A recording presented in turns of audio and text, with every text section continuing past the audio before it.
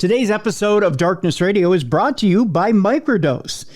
Get out of pain, get out of anxiety, and start treating yourself a little bit better. Try Microdose. Microdose is a CBD THC gummy that will get you out of pain, get you out of anxiety, and get you into feeling good again. To learn more about microdosing THC, go to microdose.com and use the code DARKNESS to get free shipping and 30% off your first order. Links can be found in the show description, but again, that's microdose.com, code DARKNESS.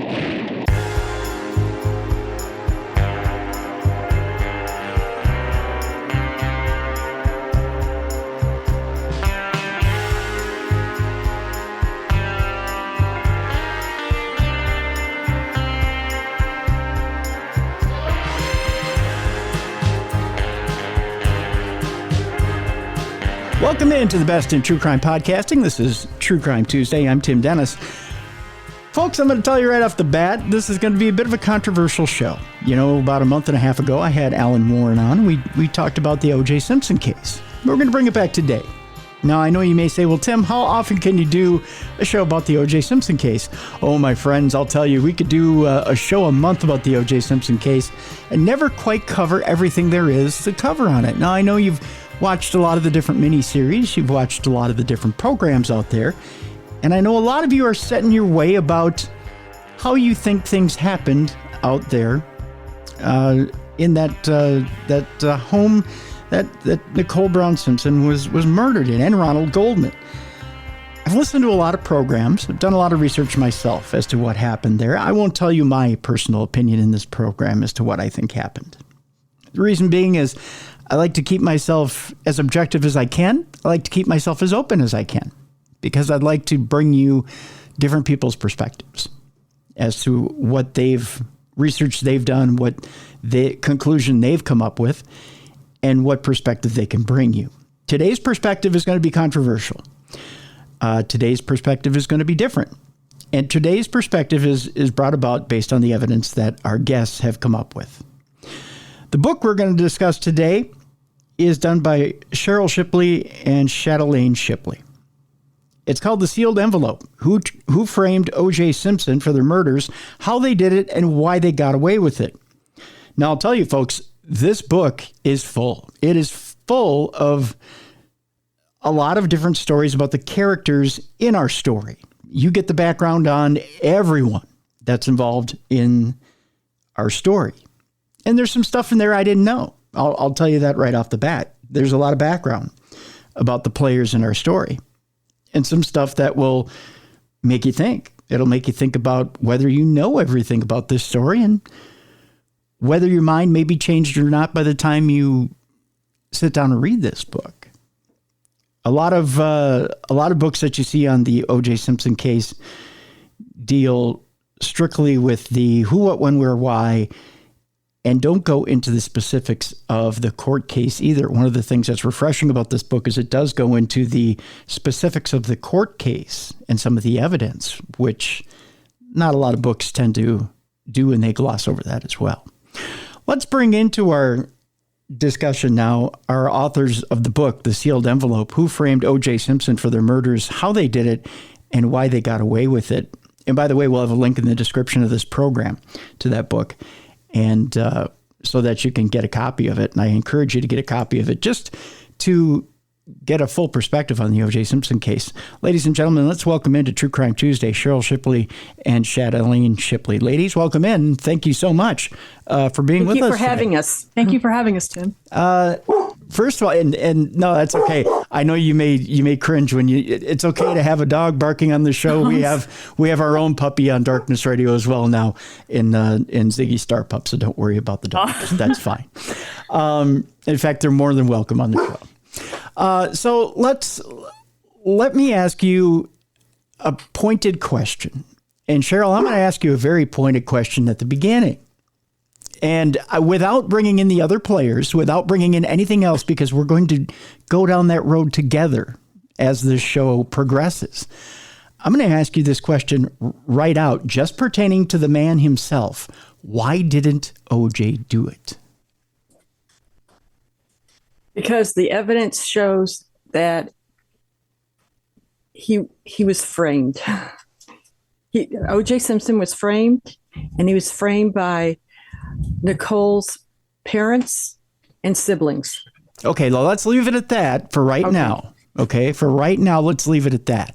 Okay. So the evidence shows that O.J. didn't do it. Now, having delved into this book, I know exactly what you're saying as far as evidence goes. We're going to kind of go tit for tat on evidence here because there's some evidence I didn't see in the book that I do want to bring up with you. We'll do that a little bit later. Okay, we'll get into that a little bit later. And I want to know what you think about that evidence as well. And I also want to bring up one or two things that wasn't, I'm sorry, not great English, that weren't brought up in the book, that wasn't brought up in the book, Sheryll, that I want to bring up to you as well as far as possible suspects. Because there's something that Alan Warren brought up in his book that I want to address with you too, and see how it fits in with your narrative. And if it fits in with your narrative, sorry, I just hit my own mic. I'm so excited. I'm talking with my hands over here. So I guess let me ask you this, and maybe I'll address this to Shatelaine. Is there any room, do you feel, in both your minds for and I want to talk bias here. Is there any room in your minds for the fact that maybe OJ might have been involved in the conspiracy at all? No. Because at that point he would be framing himself, and that would make no sense. So you're of a mind that maybe there was no motivation whatsoever. Yeah, he had no motive. I mean, he had a great life. Yeah, he had a great life. He had fully moved on from Nicole. He had no reason to look back at all. And I mean, and then when you see what the result of this was, it did ruin his life. I mean, he would have been destroying his own life. And that's why it just makes no sense and never made sense. Couldn't you, and this is just from a devil's advocate standpoint, we're only talking about OJ here to begin with. We'll get into Nicole's family and to other possible suspects here in just a bit. Couldn't it be argued, though, that in Hollywood, you can get away with a lot? And a lot of Hollywood suspects have gotten away with a lot. They have walked away scot-free with the idea that celebrity buys you everything. And there have been the one that comes to mind, and the name is escaping me. I'm looking at his face right now, Beretta. And I know I have, Robert Blake. Yes, Robert Blake. Thank you very much. Just as one example, that you can have a little bit of celebrity. You can walk into a courtroom and you can lean on that celebrity and what people think of you as a potential character, and not necessarily be that character. I think the difference is that in Robert Blake's case, he did have a motive. I mean, was she his wife? Yeah. I mean, it was a very, she was his wife. First of all, they were married. Mm-hmm. He clearly did not want to continue the relationship. It was a very tumultuous relationship. He, he did actually have a motive for, and I don't know that much about the case, but no, that's fine. No, sure. But he was at the restaurant when she was killed.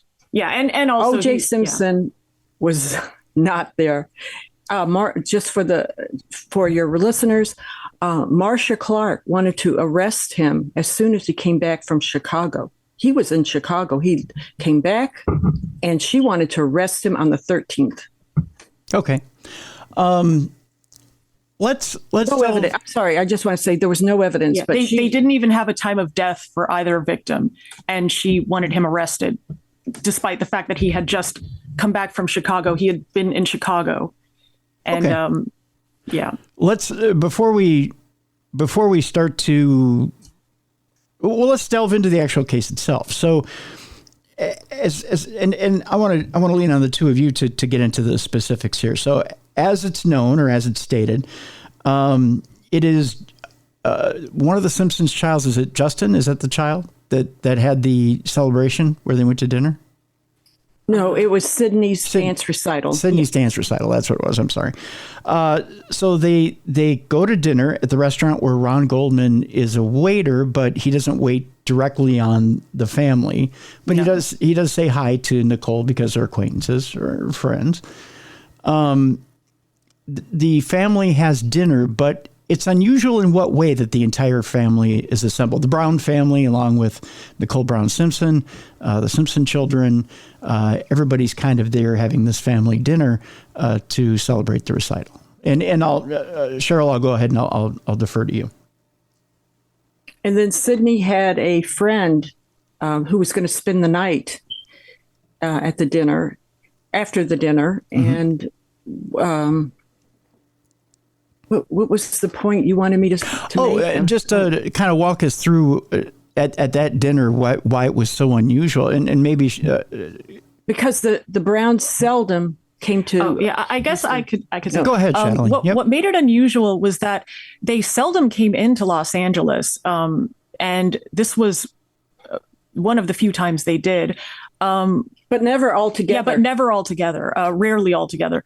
And one of the sisters stayed behind, and she was wait behind at the house. Oh yeah, she stayed behind. Tanya Brown did not go to the dinner. Yeah, okay. Yeah, she stayed behind in Dana Point where they lived, and she wasn't young. She wasn't a kid. She was 25 years old, and she just stayed home for presumably no reason. She has said later on that her reason was she didn't want to go to one more dance recital, which makes no sense to me because this is her niece. She rarely sees her. She rarely sees Nicole, and she stayed home for presumably no reason. And the other thing that made it unusual was that this friend who went to dinner with them, more like an acquaintance of Sydney Simpson, she was not a close friend of hers. She was more of an acquaintance. Okay. And we questioned why she was even invited to spend the night. And it almost seems like there was a reason for why she was invited to stay the night. Because they had school the next day. Yeah. Yeah. And that's what made it another reason why it was unusual, because there was school the next day. It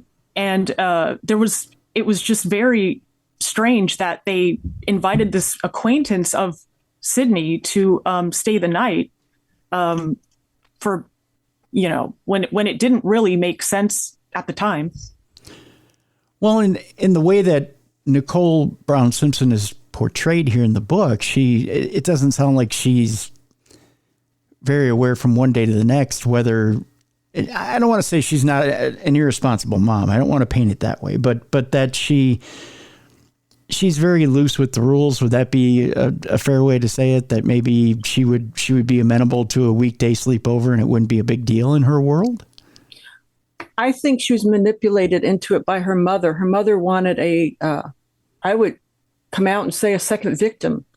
And her mother talked her into having the little girl stay with them that night because she would claim, well, there's going to be 3 boys there.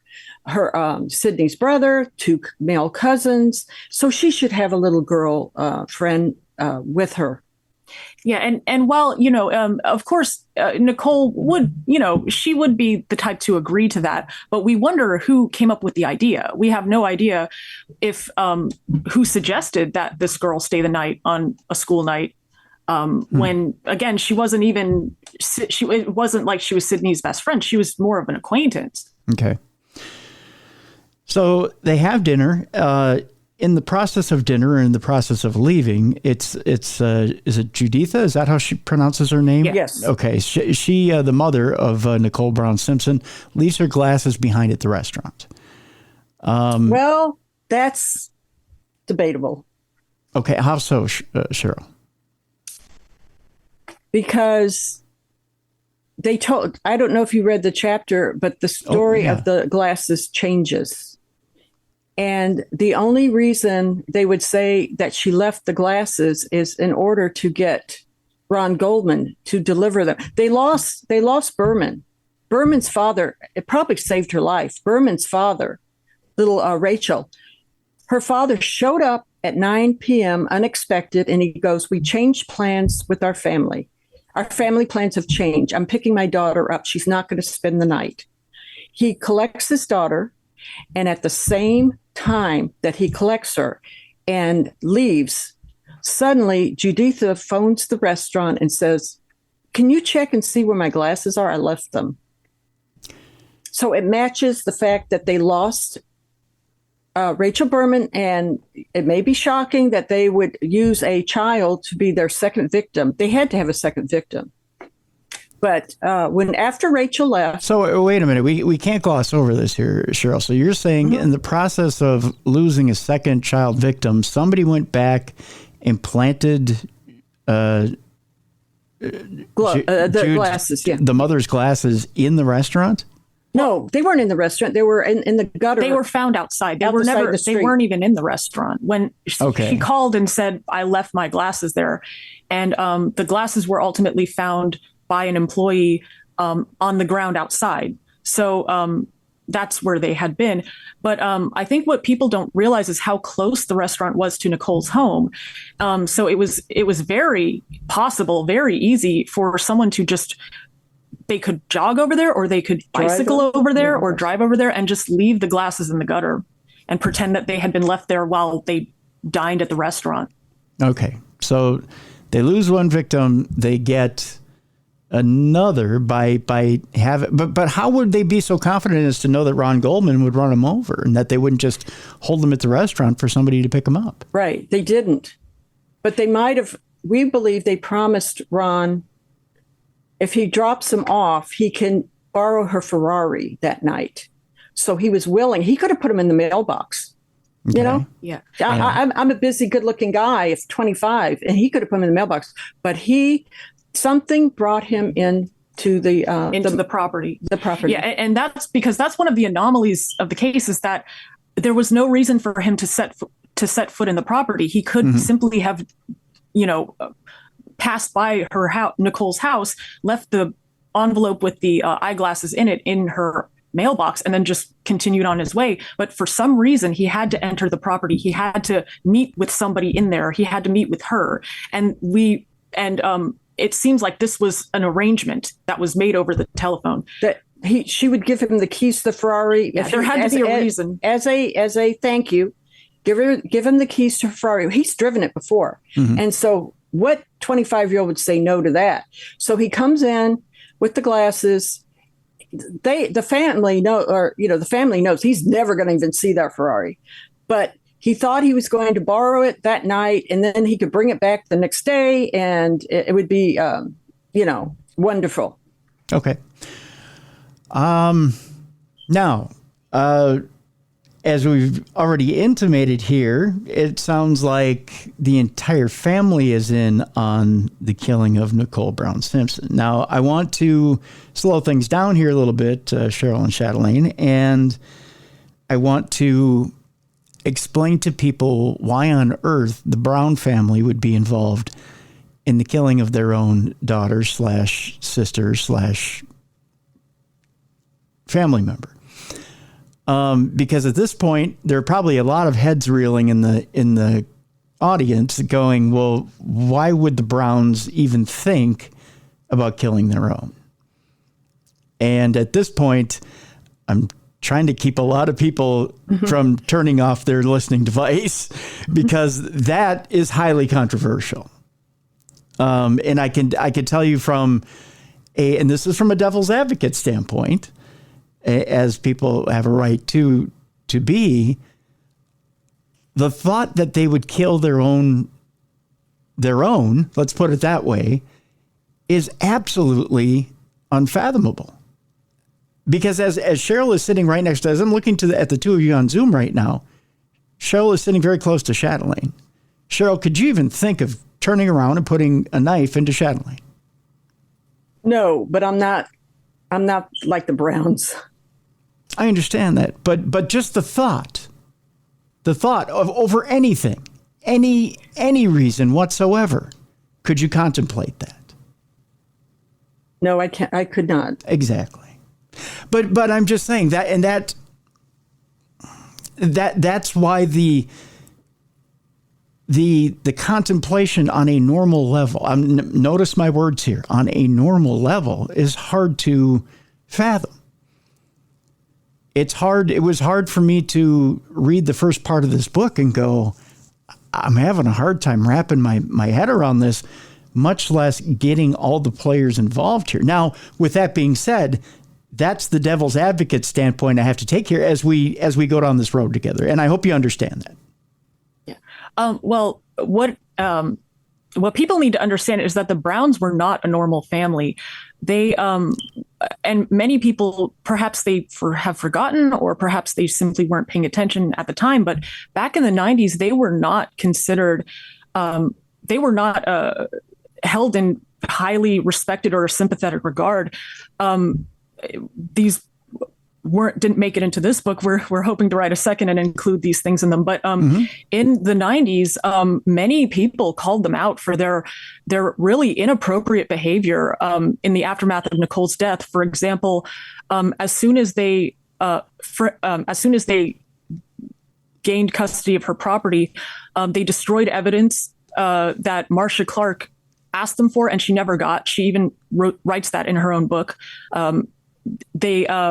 She asked them for documents. They never gave them to her, and she just left it at that. She could and should have subpoenaed them, but she never did. They destroyed the locks on her house and the keys, which they needed later to determine if a set of keys that they found belonged to Nicole, but they could never test them because the Browns destroyed everything. They destroyed the keys and the locks. And then when it came to their participation in the tabloid media, it was extremely inappropriate. They sold nude photos of Nicole to the National Enquirer. They would.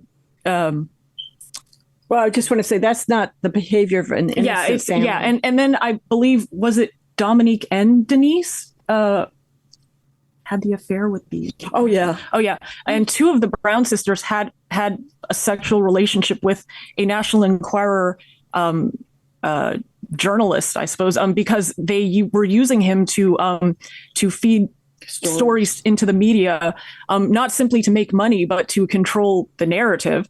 And then even media figures were calling them out at the time. Diane Sawyer called them out. Charles Grodin, who had a talk show at the time, he called them dysfunctional.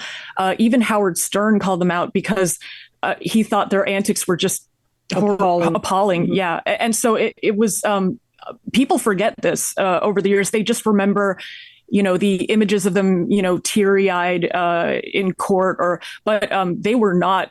They were considered very unsavory people at the time. But getting back to if I can answer one thing Shatelaine just said. Now, Howard Stern recently had Denise on his program. This was in the last year or so, and was promoting her domestic abuse agenda and promoting her podcast, which was... She's still doing that, huh?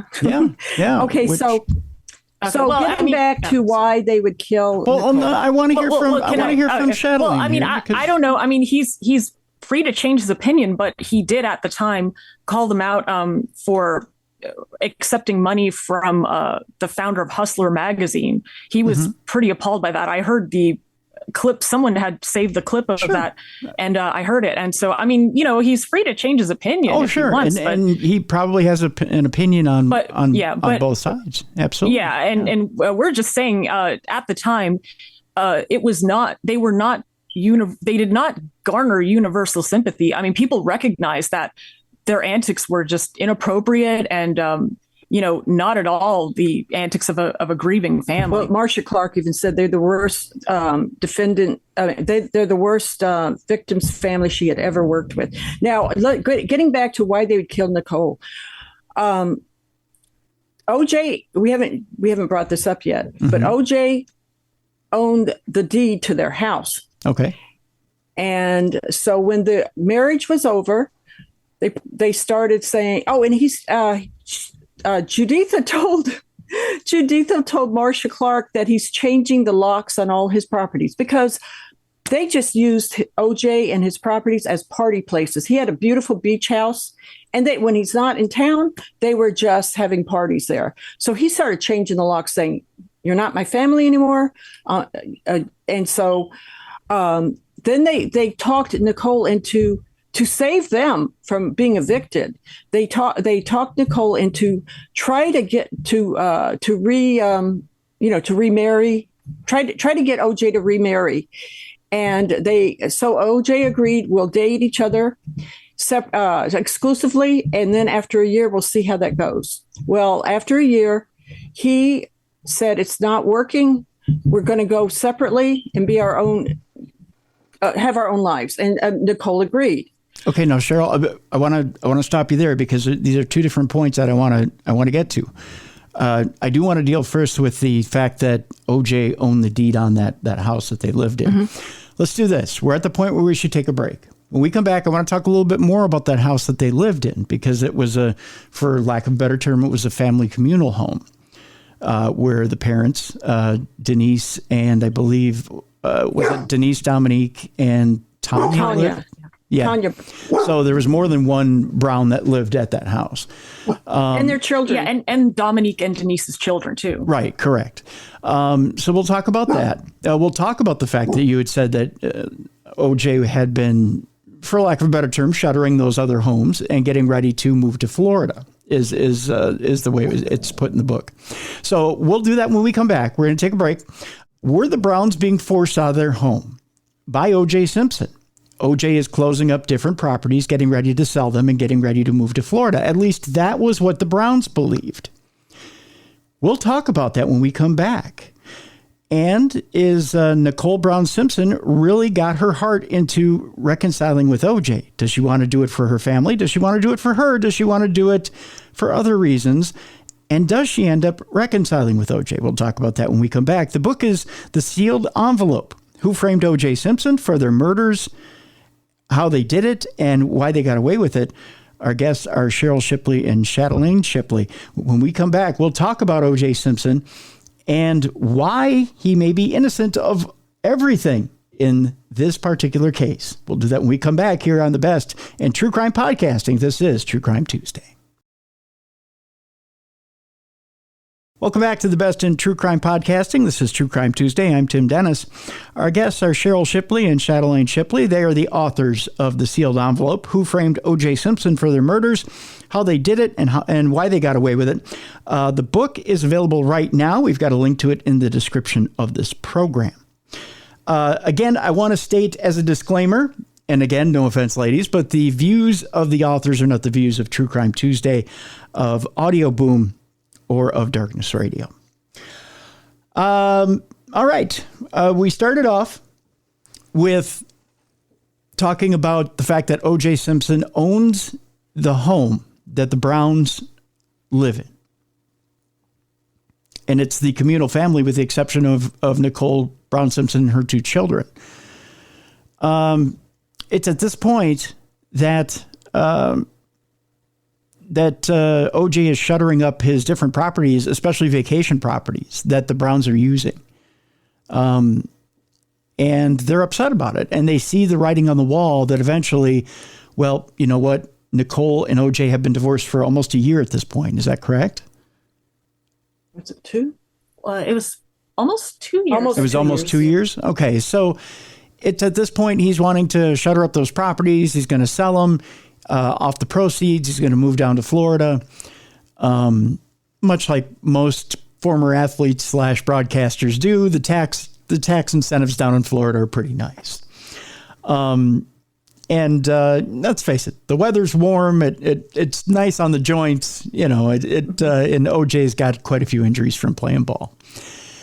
So he's planning to make that move down to Florida. It's at that point that the Browns feel that they're in trouble, that one of those properties he's probably going to sell is the one that they're living in. Now, what gives them that strong indication that he would do that he would yank that home up from underneath them, especially considering it was OJ who bailed out Lou Brown when he came to them about that property, wasn't it? Wasn't it originally in Lou's hands? And then OJ bailed them out? Yes, the mortgage. Okay, so Lou had initially bought that home.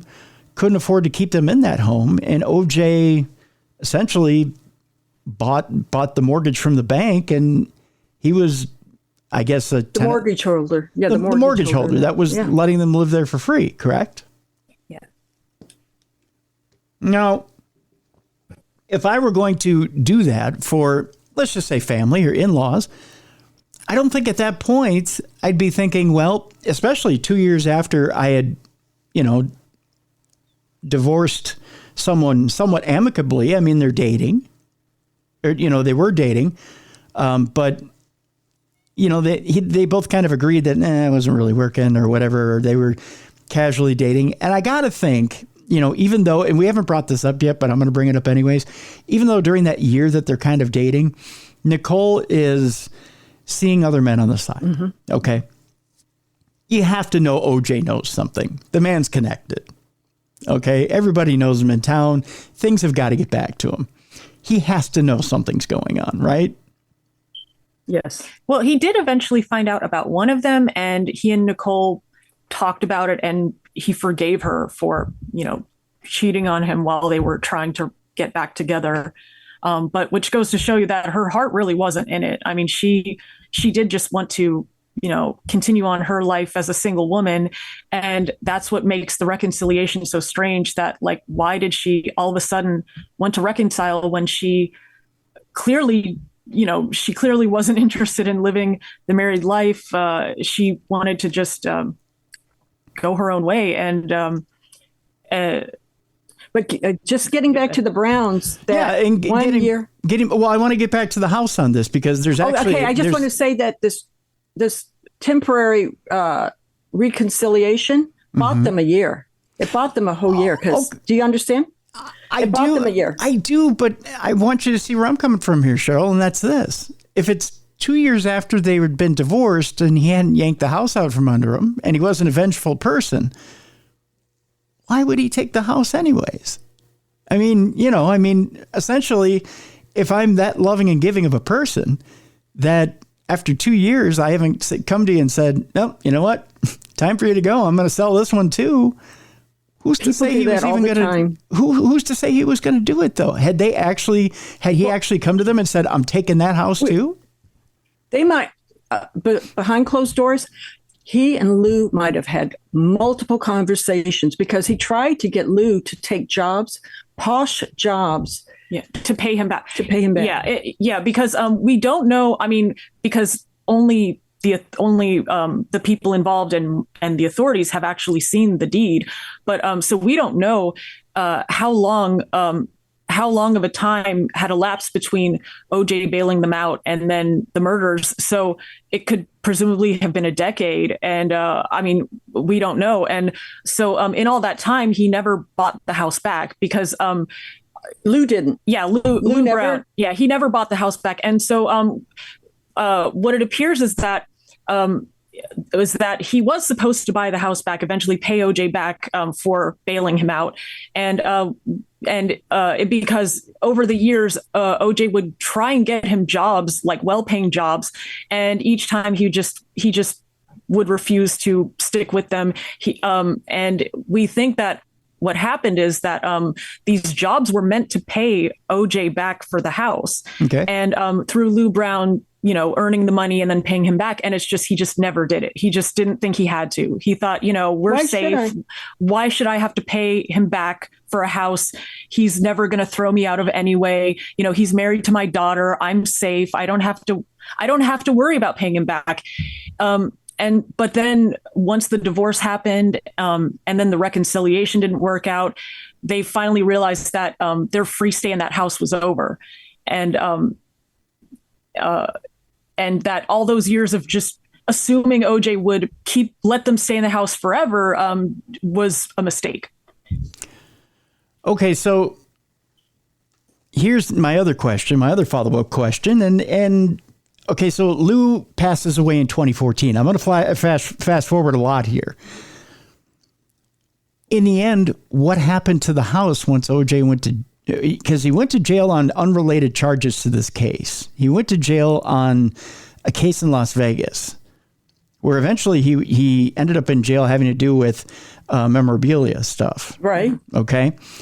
So when he went to jail, obviously he wasn't going to reach out and sell the property. Was the property ever sold after Lou's death, or did Juditha end up staying in the house? It eventually, I think it was sold in 2016, just before OJ had been released from prison. Now, I do want you to know that after the civil trial, the Goldmans found out that OJ owned that house, and they wanted it. They were going to say that should belong to us, and we're throwing that Brown family out. Interesting. Very interesting, because at that point you would think the jig is up. Right? Right. Well, yeah. Well, what happened is that once the murder happened, they knew he would not throw them out of the house. First of all, he couldn't bear. I mean, it would have been, as they say, a bad look. I mean, he would be throwing out the family of someone he is accused of murdering. So, but probably the more important thing was that the Browns took in his children, and they took like partial custody of his children. Mm-hmm. And so they could then say, well, your children are staying here. You're not going to just sell the house and throw us all out if your children are staying here.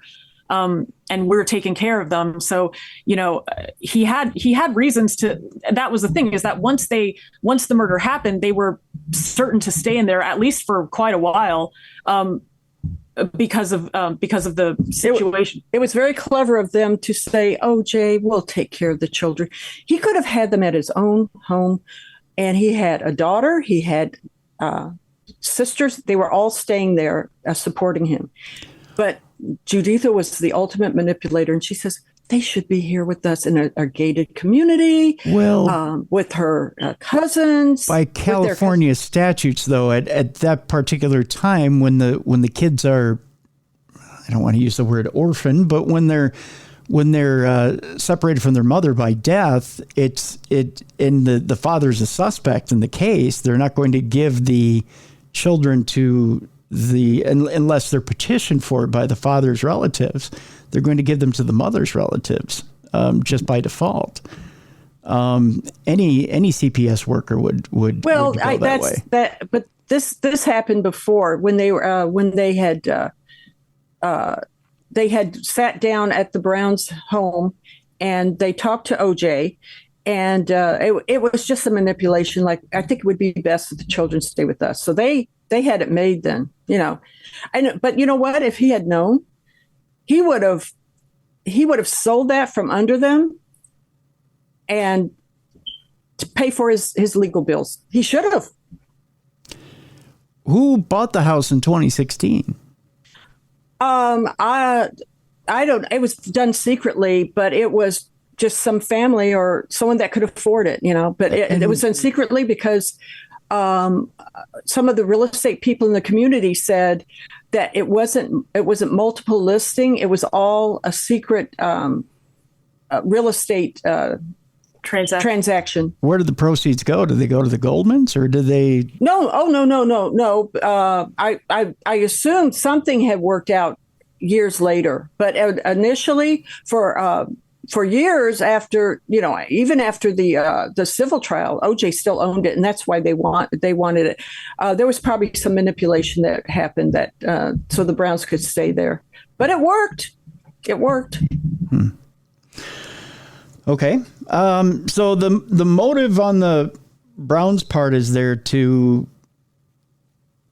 set up something to in the eyes of the theory here to get rid of her. But obviously it's not going to be Lou Brown who's going to walk up and try to saw his baby girl's head off. No. There has to be players in it, and there has to be a way to manipulate this entire thing. Nicole has different people in her life. And let's face it, in Hollywood, you can't throw a ball across the street and not hit somebody who's got something shady going on with them, or having committed something that's a little bit mischievous. But she's in the universe that you've introduced to us here, in Nicole's universe. she's got dealings with some people who really are either jealous of what she's got or what OJ has, or they want to be a part of it. They want to be a hanger-on. And it is easy to see them wanting to leech whatever they can off of her and are willing to be two-faced at that and turn on a dime and cause harm to whoever. There's at one point we're talking about 4 Rons that are mentioned in the book. And Shatelaine, tell me a little bit about the 4 Rons, who they are and how they mix into the story to get together with the Brown family to make this thing happen. Well, the first 2 are not involved. The first one being, of course, Ron Goldman. The second one being Ron Fishman, who was a friend of Nicole and OJ, and their daughter was Sydney's best friend. The other 2 Rons are Ron Shipp, who was a longtime, as you say, a hanger-on of OJ Simpson, and he was a former policeman. The 4th Ron is Ron Hardy, who worked at a bar called Monkey Bar that Nicole ran into on the day of her divorce. And from that point on, he became a part of her life, but not because she wanted him around. He then, I suppose, he became a hanger-on of Nicole, and then very strangely entrenched in the Brown family after her death. That last Ron is one who's very, very much involved with getting things, I guess, in motion with this. Would that be fair to say? Getting it going with the murder of Nicole? No, he's no? He was, I would say probably it's Ron Shipp who you could describe in that way. The architect. Yeah. So Ron Shipp being the architect. Mm-hmm. How so? Where did I get that wrong? That Ron Shipp is the architect of this? Oh, he was a police. He was in the LAPD for 15 years. Had some forensic knowledge. Yeah, he had some forensic knowledge. And was fired pretty much. Yeah, he's an alcoholic. Okay. Yeah, he has he has some forensic knowledge. He definitely had knowledge of the police and how they function and how they think and how they operate. He also was he wasn't technically fired, but he retired at the age of 37 from the police force after several incidents involving alcohol. He showed up to work drunk. He was reprimanded. He was demoted, and at a certain point, he was also suspended. And at a certain point, it was clear that if he didn't quit, he would be fired. And so he quit. And tried to get his job back. Yeah, he tried to get his job back. They wouldn't let him. They wouldn't let him return to the force. And from that point on, he and his family struggled quite a bit. And he was a very bitter ex-cop. Okay. Okay. And at the same time of all this, he was also, I guess you could say, obsessed with Nicole. I mean, he considered himself her best friend. He would constantly be over at her house wherever she was living, whether it was with OJ, whether it was during the separation. He would go to her house. He would offer to do favors for her, and even to the point of neglecting his own family, because he would spend hours with Nicole while his family, while his wife and his children were 45 miles away. And it was just very strange. And she rejected him. So she rejected him. Ron Shipp was never asked to account for anything he did on that night. He was never considered a suspect. He was never asked to furnish an alibi. No DNA testing was ever done against him, which is significant because there was DNA found on the steering wheel of O.J. Simpson's Bronco that did not belong to O.J. Simpson, did not belong to his adult son or his best friend. It's mystery. It's still a mystery. We don't know whose DNA it was, but we do know that it belonged to an African-American man, which Ron Shipp is. And another reason we think Ron Shipp was involved is that more evidence that points to his involvement is that on the night of the murder, whoever, first of all, an African-American man driving O.J. Simpson's Bronco was seen by a witness at the same time O.J. Simpson was at his home packing for his flight to Chicago with two other witnesses. So two witnesses were at his home, watching him, helping him pack his limousine for his flight to Chicago, while his Bronco was seen on the other side of Brentwood, near Nicole's house, driven by an African-American man. And so it could not have been him. Another reason we think it was Shipp that Shipp was involved is that he, being a patrol cop for so many years, he did when the Bronco was found, there was whoever had driven it took out the overhead light and placed it underneath the seat, and that is a little trick that patrol cops specifically do. And it's something he may not have even realized he did, but it's not something a football player turned actor would do. It's something a patrol cop would have done. And in fact, Detective Tom Lang took note of that. He said this was something a patrol cop would have done. And then, of course, another very strange aspect of the case that ties it to Shipp is that before the bodies were discovered, somebody called his former place of work, the Wilshire police station where he used to work, and asked if there were two bodies found. And of course, no one had found any bodies yet. No one even knew anyone had been killed that night. But it was his Wilshire police station, which was not even in the jurisdiction of where Nicole Brown Simpson lived, but somebody had called them with this knowledge that two people had been killed on the west side of Los Angeles. It's all in the book. Understandable. And believe me, we're not going to give away the entire book here today. Just one thing to kind of, believe me, I'm not trying to go tit for tat with evidence here with you here, Shatelaine. But the other thing about the overhead thing with the light is also a gang member or is also a car thief deal too.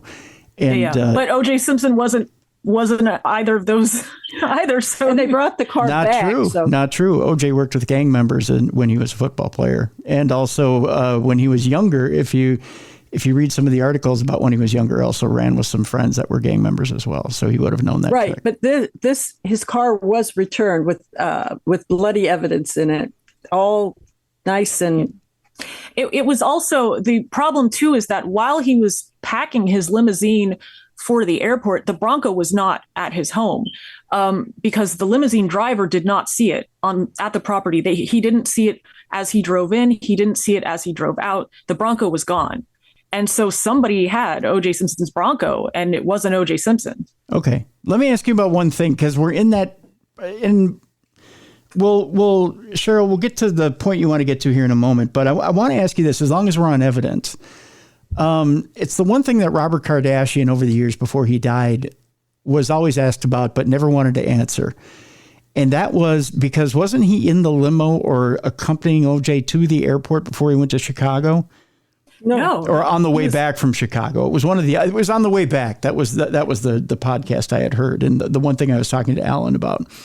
And in the program that I was talking to Alan about, when Kardashian was accompanying him from Chicago, he said there were things in the duffel that were suspicious, and maintained they were suspicious until the day he died. And I don't remember the exact quote from Alan, but he said that the duffel was always suspicious. And there was a reason that he had not maintained a good relationship with OJ before he passed away. Don't know anything about that. Okay. So I wanted to ask your opinion on the duffel and why when he came back from Chicago, why you thought at least he wasn't involved in the planning, but we kind of already went over that here in the interview. And then I do want to ask you about something before we leave here too, because there's well, I'll leave that question for later. We're kind of off that subject and not on that subject at the same time. But the duffel, I want to ask you about the duffel bag in particular, Shatelaine, and I know I'm getting off on a little bit of a subject here, but you kind of in a roundabout way brought up him packing with Ship being there. Are you suggesting that Ship might have messed with any of his packings before or after Chicago? Ship was never there. No, the person who was there was Cato Kalin. Okay. He was there, not Ron Ship. So are you thinking Cato might have messed with any of his packings or no? No, it wasn't any. It was just normal packing. Yeah. I mean, well, in our theory, there wasn't a knife in any bag. There's also what you have to keep in mind too is that between there was let me think. Okay, well, if you were to believe that O.J. Simpson had done it, mm-hmm. He had plenty of time to get rid of the knife, not even take it home with him. He could have just gotten rid of it on the drive from Nicole's house to his own. So this idea that he hung on to the knife and then put it in his own bag and then took it to the airport, I mean, that's ludicrous. That's ludicrous. I mean, and pointless. How about disposing of it at the airport? No, because then it would have been found at the airport. But do you know how many dumpsters are between Nicole's and his home? There, I mean, there's a strip mall, there's malls, there's mm-hmm. grocery stores. Mm-hmm. He could have easily have thrown it into a dumpster. True, very true. The point you wanted to make earlier, Sheryll, before we were having some issues earlier, but the audience couldn't tell. But we were having some issues earlier, and you wanted to bring up a different point. You wanted to focus on something else. What point were you wanting to get to? Well, for people that don't believe that parents can murder their adult child, mm-hmm. They would think these dysfunctional people who will do anything to stay in that house say, Nicole betrayed us. She could have gotten him to marry her again, and then we would be set. We'd be fine. But look what she did. She just said, I'd rather be on my own. I'm going to live my single life. OJ's going to live his single life. So that's betrayal to this family. That's what I'm saying is that they go, she deserves this. I mean, I'm sure they talked between themselves and said, she deserves this because she did not come through for us. And if you study the Browns and Juditha's background in Germany, and I don't know if you read it, but they are cold as ice, all of them. True, but then I want to bring up something that parallels that a little bit, Sheryll, and that's this. You talk about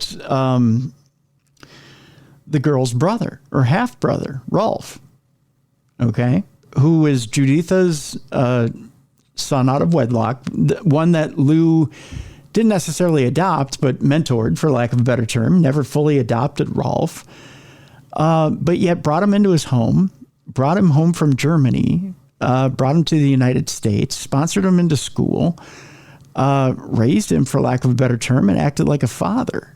And even though, it's a good way of putting this, even though Rolf was abandoned by his father, the Browns still had a communal way of raising Rolf. So for as cold as they were, they could have given him up for adoption. They could have just left him on the side of the road somewhere in Germany in a time that was not easy in the late 40s. Juditha could have, because Brown Lou Brown did not come into her life until 1952. Right, but follow me where I'm saying here. When Juditha's parents and Juditha's father was, we haven't gone over this part yet, but Juditha's father being a Nazi or former Nazi and a guard in camps, not Jewish extermination camps, but POW camps. Not that matters any. I don't know. I'm trying to separate one from the other. There's no distinguishing between the two. But the fact that he was very stern, he was very strict, he was a military man, could have just looked right at Juditha and said, forgive my language here, could have said, because it's the language of the time, he's a bastard child, get rid of him. He could have said that. If he was old-fashioned, if he was conservative, he could have said, get rid of the kid. He doesn't stay under my roof. But instead, they took the child in. They were loving, they were warm, they were kind to him. When Lou married Juditha, and I know I'm going out of sequence here, but in the 50s, when he, even though it was under less than moral circumstances, even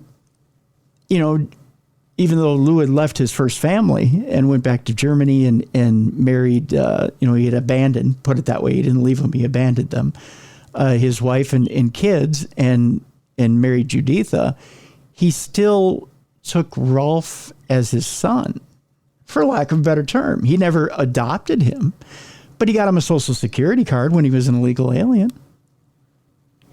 Well, I mean, it's clear that Juditha did care about Rolf, because, presumably it was, we're not saying that just because they were, I guess what I'm saying is, like, they can be a close family and still have this feeling that, one of their own betrayed them, that Nicole stepped out of line and said, I'm not going to support the family anymore. I'm not going to be a part of this family unit anymore. I want to live my own life. And they would consider that betrayal, because the difference, I suppose, is that Rolf Bauer never did something that they might perceive as betrayal. He always remained part of the family. The other sisters always remained part of the family. They always,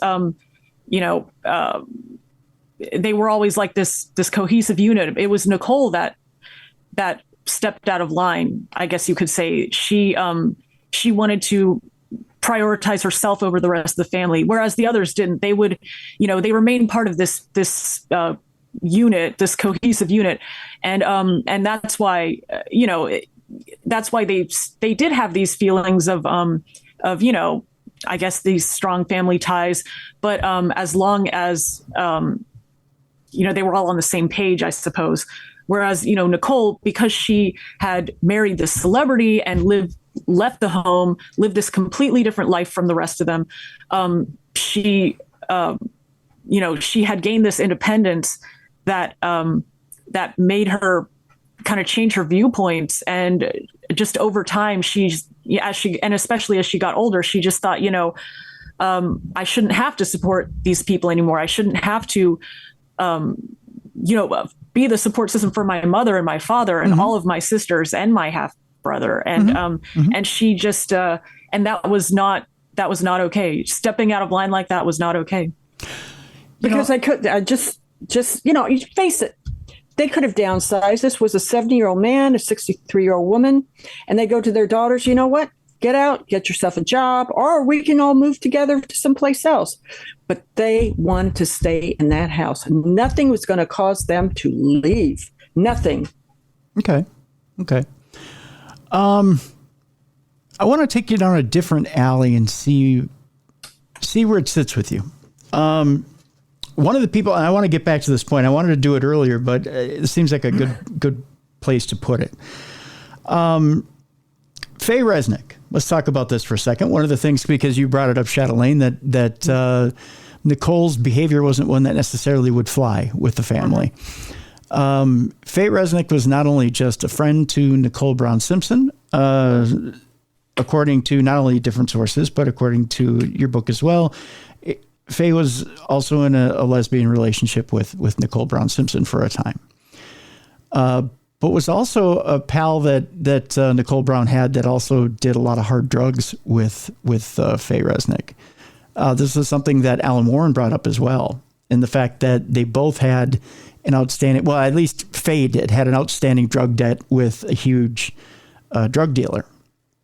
Now, what Alan had cited was that this drug dealer was out looking for Faye Resnick before she had checked into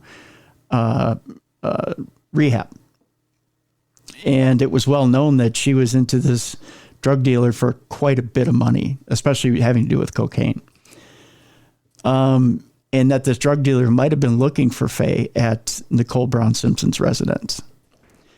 One of the things cited, and I know it's cited, what's cited in your book is that the murder weapon was a double-bladed German knife, one that might have been handed down from one older German person to another. It was, I believe you said it was a stiletto knife. Was that what it was? Yeah. Okay. And that the violent way Nicole Brown Simpson was murdered, her throat was slit to the point where her head was nearly chopped off, which suggested extreme rage, extremely personal. That's not the type of killing that's done to someone who, let's just say, was meant to be done as a hit. It was extremely personal. Let me ask you this question.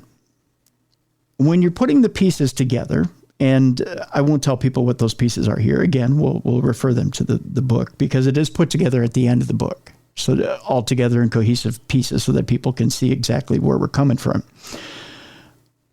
Is there room in this way that it's been put together here for there to have been this drug dealer that would have been looking for Faye Resnick, or this outside forces other than this internal fall from grace with the Brown family, for it had to have been something other than a drug debt, that it was somebody that actually had it in for Nicole and for Faye for some of the unscrupulous behavior that they had done, rather than just the Browns having a fear of losing their home.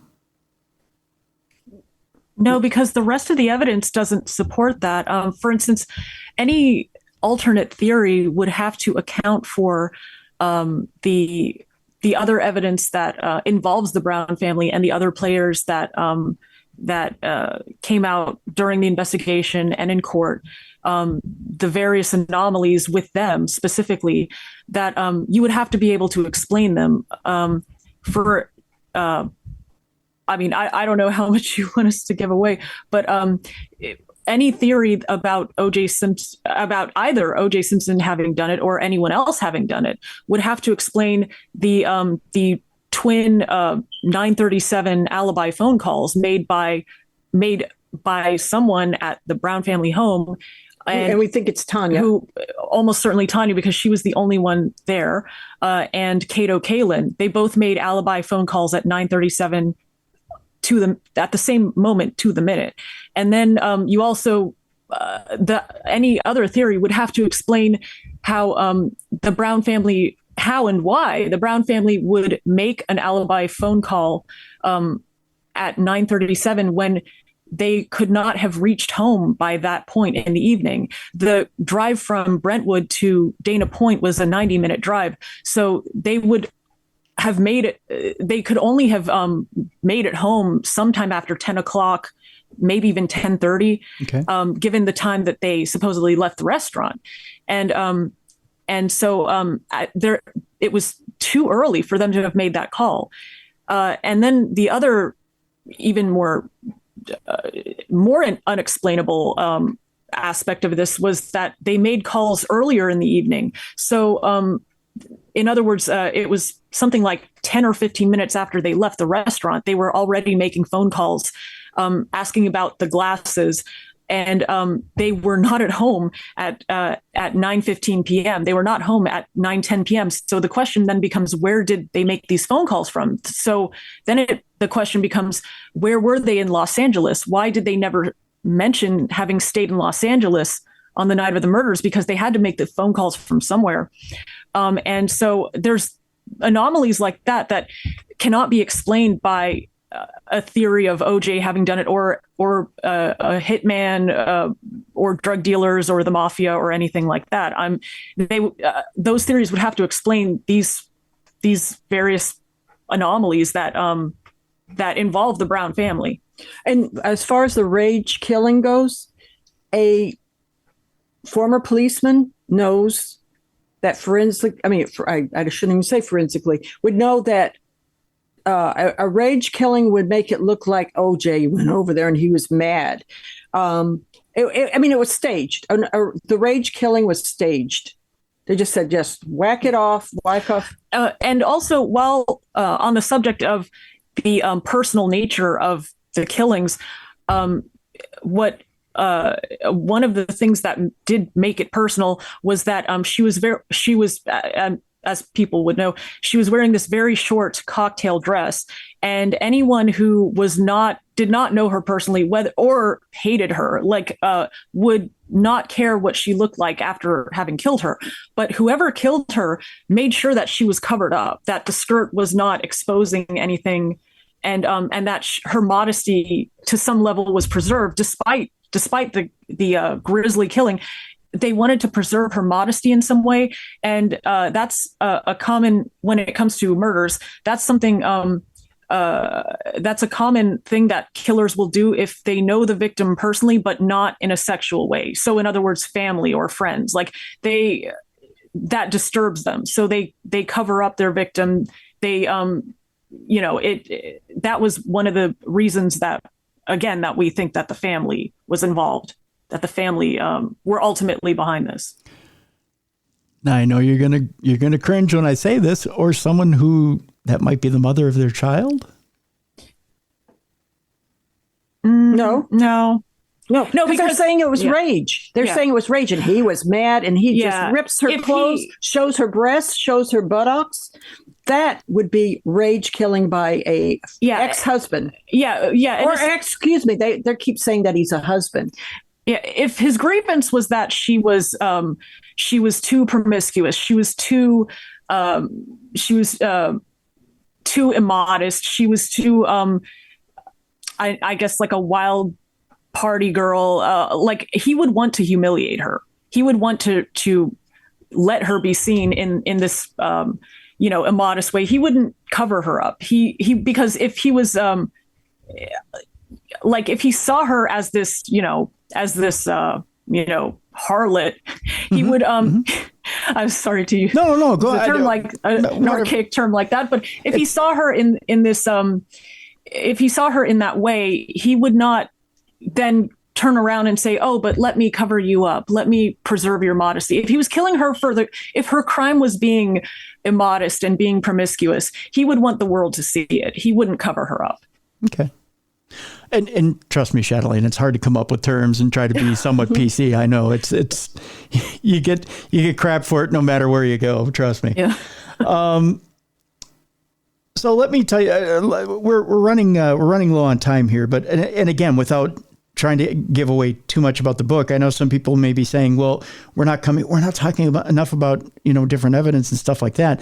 Reason being is that, and I'll tell you folks this, the book is quite expansive. There are quite a few pages here of just expansive evidence that the two of you have correlated here to back your claim. And it's not something that I think even if we sat here and we talked for 3 hours that we could flesh out as to why this claim is what it is. And you've already come up with quite a bit as to why you believe that the Browns turned on one of their own. I like I've told you before, Sheryll, and I guess I'm not picking on you when I say this. To me, it just, I think we've all held the baby in our arms and said to ourselves, how could how could someone ever want to hurt or damage a sweet little angel? It's hard for us to wrap our heads around that. I think every one of us that's sitting either in the audience listening to this or trying to contemplate, how could you go after a child, especially a child of ours, and think, oh yeah, I could take that person out, or I could take my child out if it had to do with just holding onto a family home. It seems despicable, and to think that, especially the husband of a child of ours would owe it to us just because he had it, as far as money goes, is a despicable thought as well. Nothing's owed to us, certainly. But again, we're talking about the world of entertainment, where I guess, and we're talking about, the area of California where things are shallow. It's just a shallow environment where, you can be disillusioned. I guess I would ask you here, Sheryll, when you see all the pieces in motion, does any of it shock you? Are you shocked by it at all? Or does this just seem to make such sense to you that you're kind of just, it doesn't bother you? Well, I know people that have said that they would kill family members and mothers that would kill their own daughter because she's trouble. And I mean trouble, like maybe expose her and the family as to the crimes that they are doing or have done. I mean, it does happen. I know you think, no. And of course, that's what everyone's thinking. Oh, they're wonderful people. Oh my gosh, they're just constantly with tears. And now Tanya's the spokesperson now. And I bet, by the way, Tanya has spent time in a mental institution. Dominique has been arrested several times. After that, I keep saying, what? How can this live on them? I mean, how can this wear on them? It has to be tearing them up because they go, oh, Nicole, we loved her so much. And then at the same time, they did it. Yeah. I mean, well, I think what people don't realize, because nobody knew anything about the Browns before the murders. And what people don't realize is that before the murders, long before the murders, they were a very dysfunctional family. And they would not be the first to do something like this. So let me ask you this question, and I'll throw it to you first, Shatelaine, and then we'll follow up with Sheryll's opinion. You have the Goldmans who are out there who all they want is justice for Ron. They're a family who is in deep grief. And they are hell bent on getting it out of OJ because they truly believe OJ did it. How do you reconcile with them that it truly wasn't him and that they should be looking elsewhere? If you had your druthers, if you could sit down in front of the Goldman family and show them what evidence you have, how would you convince them that it wasn't him? Especially for almost 30 years, they've believed that it was OJ that killed their son. Well, I mean, ultimately, I don't really think about how they would take it. I mean, they would, in my opinion, they would be free to take it however they want. My only interest is for the truth to get out and for evidence that had been ignored, evidence that had not been tested against the right people because the police just didn't do it at the time, not reopen the case because the case is technically still unsolved, but that they would look into these pieces of evidence that they had and they just did not pursue these avenues. They didn't pursue. And that I suppose it would have to be after something like that they would, that the Goldmans would have to accept what happened. But again, I don't know how they would take it. And I don't know. Ultimately, again, all I think about is the truth. All I want is the truth to get out. I mean, people, even them, they can take the truth however they like, but my only interest is for the truth to get out. And 26 years ago, and for 26 years, all I've wanted to do is right a wrong. Okay. Well, let me ask you this, and this isn't being facetious when I say it. For 26 years, OJ's been saying he wants to find the real killers. And here you are with this book. Have you ever thought about reaching out to OJ Simpson with a copy of this book and saying, we think we found him? What do you want to do about it? Well, that's up to him. If he wants to buy a book, and he may have already heard about it, and I'm sure he might want to be careful. I don't know, but I'll tell you one person that people should reach out to and ask, and that's Terry Baker, his niece, who lived at OJ's house when she was going to college. And the Browns treated her like her. She was his blood relative, his niece, his sister's daughter. And she was treated so bad by them. And they accused her of things.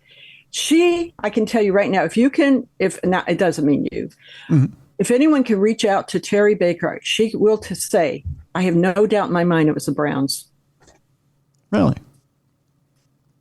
Well, why do you feel so strongly that she would feel that? I mean, other than treatment. She wrote a book called I'm Not Dancing Anymore, and she told about her experience with the Browns when she was going to college. They just took over OJ's house. He would be away working, and they treated her so bad. They made her live in the maid's room. Then they got an apartment for her and Dominique going to college. Her college was being paid for by OJ. Terry was paying for her own college. They shared an apartment. Terry had to pay for her half of the rent. Dominique's rent was paid for by OJ through Nicole. Nicole's household, her household account that she had, and they came in and started searching her room without permission and said, "We know you've stolen some jewelry of Nicole." I mean, just constant accusing her, and it never was the same for her. And I'm just saying, she got to see the real Browns. That's all I'm saying. That if anyone reads this book, it'll be her saying, "I have no doubt in my mind." It makes sense. I'm just curious how Terry isn't upset at OJ that he didn't pay for her college but paid for Dominique's. I have no idea. I have no idea. I mean, maybe she just wanted to do it on her own.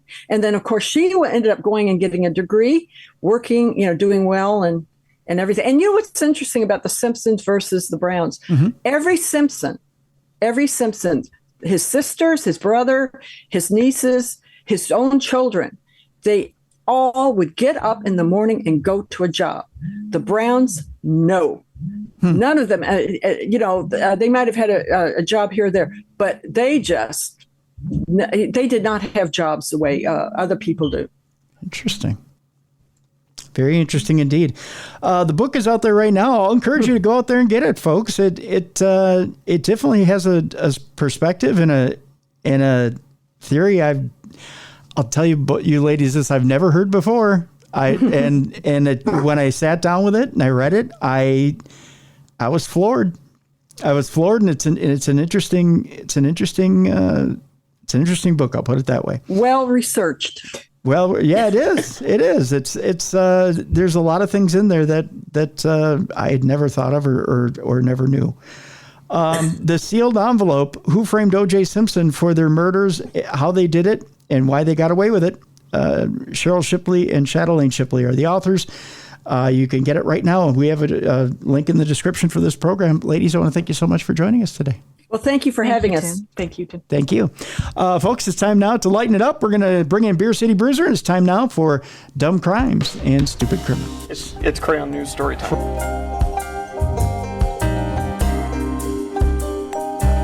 What happened with this dude, Christ Bearer? I heard he cut his penis off and then jumped off a balcony. Suspect pulls gun from butt, shoots twice at Denver police. What is your emergency? I need help. And what's the problem? I'm too high. You're too high? Yeah. It's that time you've all been waiting for. It's time for Dumb Crimes and Stupid Criminals. And of course, for DCSC, as we call it behind the scenes, we need to bring in a co-host. We bring in the co-host with the most, the BCB, the big cuddly bear, Beer City Bruiser himself. Bruiser, how you doing? I'm doing fantastic, Cruiser. I got a real good workout in before you and I started recording, and I'm ready to go. Let's see how stupid these criminals are today. You know, it's been an interesting week. We're getting closer and closer to the holidays, so we see a little less activity as we get to the holidays. Yeah, but we're going to see a little bit. We'll see an influx in stupid ones, though. We will. We do have a special Christmas block of crimes this week. It does get a little thematic, as we say, in the business. So we'll have a special block of Christmas crimes. Hopefully someone's stuffing a country ham down their pants and trying to leave the grocery store. Oh, it gets better than that, my friend. Somebody is literally assaulted with a Christmas tree this week. So we get into that. Did you hear what they're telling? I don't know about you, but here in North Carolina, they're warning us that if you go and get a natural Christmas tree, to remove all the pine cones, because praying mantises have been found inside all the pine cones in these farms around here. Really? Yeah, and they said it's going to be a nationwide thing. So I don't know if you heard about it up in your neck of the woods. No. But down here, they're warning us if you get a natural tree to either leave all the pine cones outside or check each individual pine cone because there could be praying mantis in it. Interesting. I think the reason we don't hear about it here in Minnesota is because it's colder than the goddamn Arctic right now. I don't miss that. You and I were talking off here. I don't miss that at all. I got to thank our sponsor, Microdose Gummies, because I woke up today feeling like my skin had been peeled off my body and exposed to the Arctic cold, that every nerve was shooting an ungodly amount of pain off of my body, Bruiser. I by the way, close circuit to Microdose Gummies, we need to get Bruiser a box of gummies. Yes. That's between all of us here. Show to Microdose Gummies to show. We're falling behind on that deal. Anyways,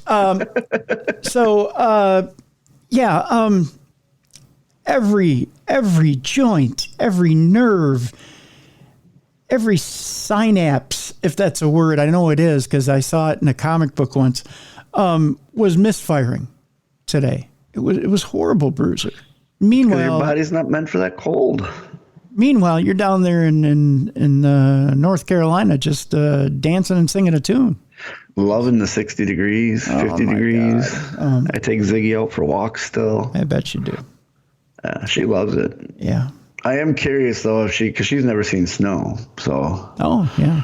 Sometime I'll have to drive back up that way and bring her with. See what she does. That's true. You didn't bring her to Green Bay, did you? Nope. I'm trying to talk Mrs. Bruiser into let me make Ziggy emotional support animal. Yes. Yeah. But she doesn't want to do it right now. And she goes, "Can you imagine Ziggy in a crowded plane?" I said, "Yeah, she'd win everyone's hearts over." Yeah. Oh, yeah, she'd want pets from everybody. That's true. She would make a great support animal. So, yeah. Well, that's the thing. You're not supposed to pet support animals, and Ziggy loves being pet. So. True. Yeah. Yeah. It might fall apart before you even get it together. Yeah. It's a good plan in theory, but the execution would be horrible. Exactly. Yeah. I didn't think about that. That's for sure. Neither did I. Mrs. Bruiser did, and she pointed it out. And I'm like, I can't argue with that. No, you can't. It's good logic. There by Mrs. Bruiser. I'll give her that. So let's move on with Dumb Crime, Stupid Criminals. You know what? I almost threw in an airplane story today that would have rocked your boat. Really? I'll throw in a little bonus deal for you here. I don't have the story in front of me, but did you hear about the 35 people who got injured on the flight from... It was either Hawaii to somewhere or somewhere to Hawaii. I want to say it was either Oregon to Hawaii or Hawaii to Oregon. No, what happened? Oh, gosh. Let me see if I can pull it up real quick here. I might or might not be able to. It was essentially they had turbulence so bad that people were being bounced off the roof. Ooh, ouch. That's why you always keep your seatbelt buckled. Yeah, it was really bad. I mean, I'm paraphrasing here. Of course, I don't have the complete story in front of me, but I've been on plane rides like that where it's bounced up and down. In fact, coming back from Seattle to Milwaukee, we had such bad turbulence the oxygen masks fell from the what is that, the top there? Yeah, from the ceiling. Yeah. Yeah, I know I skimmed over it briefly, but then I thought, who's the criminal here? If I read this story, God. Is it God? Is it the airline? Is it the masks? Is it the plane that's shuttling you to and fro? God gave him the turbulence, so I'd say it's him. Well, that's pretty harsh, Bruiser. I mean, turbulence is a natural thing when you hurl a piece of metal that fast through the air. I mean, that's true. So yeah, we can't say God. Yeah, I mean, we're the ones committing the crime against nature by that's true. Hurtling ourselves through the air. I don't have maybe I'll pull it up for news tomorrow because it was such a jarring event, and I know some people have that fear of traveling anyways on a plane. When you considered I don't like to think about it when I get on planes. I've gotten over my fear of flying from having done it quite a bit, but it used to be my greatest fear that we'd all be thrown around that little metal cabin. Really? Oh God, that was one of the worst. Hitting. See, I don't have any anxiety flying. Mrs. Bruiser does. My kids do. My daughter won't. My youngest, Samantha, she won't even do it. She won't fly? Nope. She'd rather drive or take a train. See, I think it's because you have no control once you're in the air, and then anything can happen. I've just done it so much, it's fine. I'm okay. Yeah. I just don't think about that. And I've had, like I said, we've had the turbulence where the mast came down. I've been on a plane that's been struck by lightning. Really? Yeah. We've had to emergency stop places, mechanical stuff. I had it all. Lightning is one of the reasons that Zach Baggins won't fly anymore. Really? Yeah, I think the way the story goes, and I might be misquoting here, but he was on a tarmac in a plane, and lightning hit the tarmac right beside the plane. He said, "That's it, no more."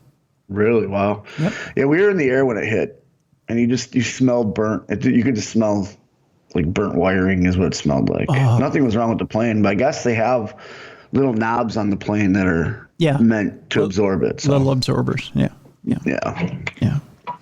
Let's get into dumb crime, stupid criminals. We'll start with an obituary. Oh, okay. Of a Someone man died. Yes, of a man who was, let's just say he lived a long life being a criminal, maybe a dumb one at that. He might have done some stupid crimes. We know he did one that he was famous for. Ex-mafia boss Cadillac Frank Salame died in prison at age 89. You may say, well, what was he so famous for? When I say the words Boston, Massachusetts, can you name one famous gangster out of Boston that he might have been affiliated with? Whitey Bulger. You got it. Yep. Cadillac Frank Salame. If I say salami, it makes me think of salami. And I don't think that, I think it's Salame. The once powerful New England mafia boss who was serving a life sentence behind bars for the 1993 killing of a Boston nightclub owner has died at the age of 89, according to the Bureau of Prisons. Salame died on Tuesday, according to the Bureau of Prisons online records. Bureau officials did not respond to an email seeking more information on Sunday. Salame's death was first reported Sunday on WPRI TV. Salame led the Patriarcha crime family in Boston in the early 1990s before helping prosecutors convict a corrupt FBI agent after learning that other mobsters had been talking about him to authorities. I put the wrong emphasis on the wrong syllable. Salame, who has admitted to a slew of other gangland killings, was living in Atlanta under the name Richard Parker when remains of the nightclub owner were unearthed in 2016, making the elderly ex-mafia don a government target once again. Salame's 2018 trial became a flashback to the days when the mob was a feared and powerful force in New England. Salame maintained he had had nothing to do with Stephen DeSaro's death, but was convicted after his one-time best friend testified against him. Salame participated in numerous killings in Boston's 1960s gang wars and spent 16 years behind bars for trying to kill a lawyer who survived but lost a leg when his car was blown up in 1968. Oops. You're kind of a tough bastard if you survive a car being blown up and just lost a leg. Or real lucky that you're either jumping out as it's exploding or you only got your leg in when it exploded. Right.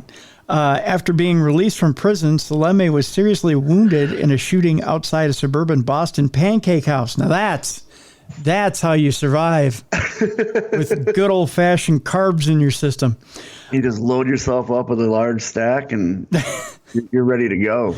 Plenty of good old-fashioned syrup, not that weird flavored kind. Although, you know what, Bruiser? What? I'm going to encourage you to try this. Okay. It's going to sound gross. Hang in there with me, though. All right. Because I have discovered a new syrup, my friend, that will change your life. I'm a big maple syrup guy, so what is it? Fruity Pebbles syrup. See, I'm not a fruit guy. I like just that straight up maple syrup with some butter. Do you like Fruity Pebbles, though? I love Fruity Pebbles. They're delicious. You're going to love the syrup. And now I'm going to throw something in even more strange that's going to make you look at me 3 times and go, you freak. Here we go. You ready for this? Yeah. Chicken and waffles with Fruity Pebbles syrup. I'll have to try it, but I'm a chicken and waffles with the maple syrup, some butter on there. Me too. I'll try it. I'm a traditionalist, but I tried it the other day. I had chicken and waffles, believe it or not, from HelloFresh. Okay. And I used Fruity Pebbles syrup. It was to die for, man. I can't get over like the boysenberry and the cherry and strawberry and all that. I can't. Yeah, I know. I'm not a flavored. Peach. I'm not a flavored syrup guy. No, give me my maple syrup straight from the tree. Yep, me too. But Fruity Pebbles syrup, and I think it's made by like Mrs. Butterworth, who makes it. Oh, really? Okay. Yeah. So I can get it at the grocery store. Yes, yeah, that's where I got it, from the grocery store. Okay, I'll look into it. I saw it and I went, okay, this can't be good. But then I think it was made by Mrs. Butterworth. I'll have to ask. See, my son is a huge waffle connoisseur. Yep. He loves waffles, and he loves trying just different syrups. So I'll have to see if he's had this. Fruity Pebbles syrup to die for, buddy. Yeah. To die for. You got to try. Because he's the one that's always trying to talk me into like a hazelnut syrup. And I'm like, no. Give me the maple. Yep. So Shaleine's reign as mafia boss ended when he, notorious Boston gangster James Whitey Bulger, and others were charged in a sweeping racketeering case in 1995. Shatelaine and Bulger fled after they were tipped off to the impending indictment by Bulger's FBI handler, John Connolly Jr. Shatelaine was arrested in Florida several months later, while Bulger spent 16 years on the lam before being captured at the age of 81 in Santa Monica, California. Bulger was killed by fellow inmates in prison in 2018, at the age of 89. The racketeering case revealed that Bulger and Shaleine's best friend, Stephen the Rifleman Flemmy, how would you like to have that nickname, the Rifleman? They had such cool names for some of the guys, but then you get like Squints, or you get Wart Nose. It's like, what? Mine would have been Tub of Lard, I think. It wouldn't have been very good. The Rifleman, wasn't that Chuck Connors? I was going to say, isn't that a TV show? Yeah. Yeah, it was an old Western, right? Yeah, I think it was Chuck Connors who was a rifleman. Upset that his fellow mobsters had turned on him, Shatelaine agreed to plead guilty and cooperate with authorities. Oh, he's a rat. He's a rat. Well, they all are. All of them are rats when they got caught, if you think about it. Yeah, eventually they all turn. They all did. Yeah. Shatelaine testified in 2002 against Connolly, who was convicted of helping Bulger avoid prosecution. In exchange, Shatelaine was released from prison early and entered the witness protection program. In his 2018 trial in Boston, Shaleine's slick back, wispy gray hair and thin frame made him almost unrecognizable from the bulky, feared mob boss jurors saw in grainy surveillance photos from the 1990s. Another former mobster told authorities that he saw Shaleine's son strangled DeSaro while Weddick held the nightclub owner's feet, and Shatelaine stood by Shaleine's son, known as Frankie Boy, died in 1995. DeSaro's club, the Channel, or Chanel, as we say here in Minnesota when we're trying to we have Target Boutique, and now we have the Chanel. Yeah. The Channel was the Wal Marais. Yeah, the Wal Marais. The Channel was under scrutiny at the time for the Saleme's involvement in the business. Just before DeSaro's death, the FBI told him he was about to be indicted and should cooperate with the government against the Saleme's. Saleme's long-time attorney, Stephen Buzang, said Sunday his client had been nothing but a gentleman to him, and he believed the man regretted a lot of the things he had done in his life, particularly the effects it had on his immediate family and the family of others. Before being sentenced to life in prison in 2018, Saleme rose from his chair, called the proceeding ridiculous, and said DeSaro's family hasn't been told the truth. But he seemingly predicted years earlier that his own story would end behind bars. You're not going to beat the government, Saleme told a reporter in 2004. Let's face it, one way or the other, they're going to get you. There you go. So, yeah, dead at the age of 89. Well, that's too bad. Yeah. I mean, he lived a good life. Yeah, he did. He had a nice long life as a mob boss. Well, he lived a couple, because in Witsec, this could be a whole new life. Yeah, exactly. So, yeah. We move on. We go to an Arizona man who allegedly shot and killed his sleeping roommate over a damaged microwave. Oh, well, that's not good. If you can't have your Hot Pockets, you can't have your life, evidently. I guess not. What are you going to pick? Hot Pockets? He wanted to reheat his Chinese leftovers. He got back from the bar, wants to eat some Chinese. Now the microwave doesn't work, so. That sounds so good. Someone's got to be held at fault. Yeah, Chinese leftovers. I could go for that right now. We go to Golden Valley, Arizona. I don't know why I stumble on that. A 73-year-old man was arrested and charged after allegedly fatally shooting his roommate during an argument earlier this week. He's 73 with a roommate? Well, some of us got issues. Just saying. Yeah. Yeah, some of us got financial issues. We got a roommate up there, Bruiser. On Wednesday, December 14th at around 3:55 p.m., Mojave County Sheriff's Office deputies and detectives responded to a home at the 3100 block of Meconico Road to a report of a possible homicide. The department said in a news release, at the scene, authorities reportedly found the victim, 73-year-old Everett Yates, deceased. Yikes. Upon further investigation, the sheriff's office learned that Robert Honeshell? I believe it's Honeshell Jr. Pardon me, I got hiccups today.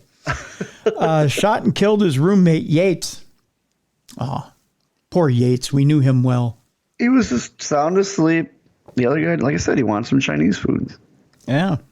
I just can't get over it. They're both 73 living together. Like, well, a couple of young, spry 73-year-old bachelors. Do you think they go out in the town and pick women up? Probably. Like, hey, honey, how's it going? Do you know how to do the Lindy? Have you ever been gummed before? Oh, that's a line. I'll show you how to gum. You want a good gummy? You don't want a gummy? I'm not talking about those things you kids drop in order to get high either. Yeah, not the marijuana. Not the marijuana. The weed cigarettes. That's right. I got the real stuff here. I don't know what that means. Let me just go heat up this soup. How do you feel about a nice soup at 3 a.m? Damn it! What happened to the microwave? Give me my gun. How am I going to eat now? A hot plate takes so long. I'm so old. This woman and you're cock blocking me. I pop my blue chew and I'm ready to go. I pop my blue chew. That could be detrimental. The two reportedly got into an argument the day prior over a damaged microwave. Well, that is the fountain of life for a 73-year-old. Oh yeah, they're not going to cook. No. And they don't know what DoorDash is or Uber Eats. That's true. Yeah. I don't even know how to call them. Their phone number's not listed in the phone book. According to the sheriff's office, in an interview, Honeshell said that he shot his roommate while he was sleeping. Oh, not good. No. Honeshell was reportedly arrested and charged with first-degree murder. So there you go. Just get a new microwave, dude. Yeah, exactly. They're pretty cheap. You go to the Walmart over there. We're on a limited budget. Do you know how much microwaves are? They're like $300. $300. He's got 1920 prices. Where are you shopping for microwaves that there's No, he's got the old school, like 1940, 1950 prices. 1950s for a microwave? Yeah.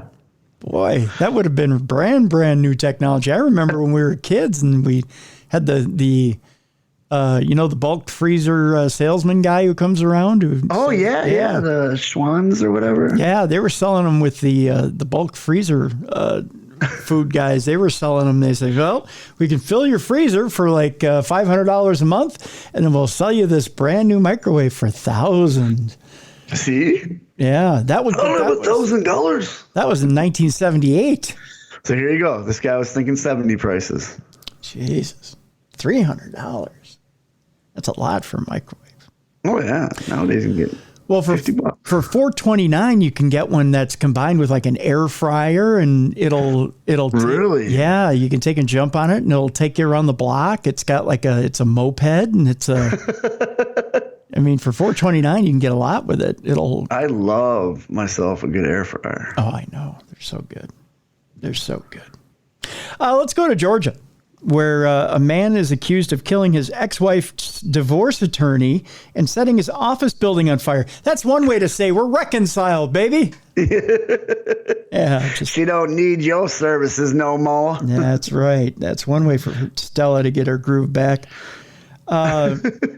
We go to Gwinnett County, Georgia, where a 65-year-old man who evidently said, "You don't need him anymore, girl," stands accused of killing his ex-wife's divorce attorney and setting his office building on fire. How would they ever catch him, you may ask? How did they catch him? What did he leave behind? Well, on the night of Wednesday, he responded to a fire at a law office building on Stone Mountain Street. Inside the building, authorities found the burned body of, I'm not laughing at this, of attorney Douglas Lewis. Alan Taya was reportedly seen walking away from the office building with burn injuries. So I think obviously he was the one. He put lighter fluid over everything, but a little bit got on his hands. Yeah. So when he lit it up, oh, my hands. He's waving it to put it out. Yes, that was him.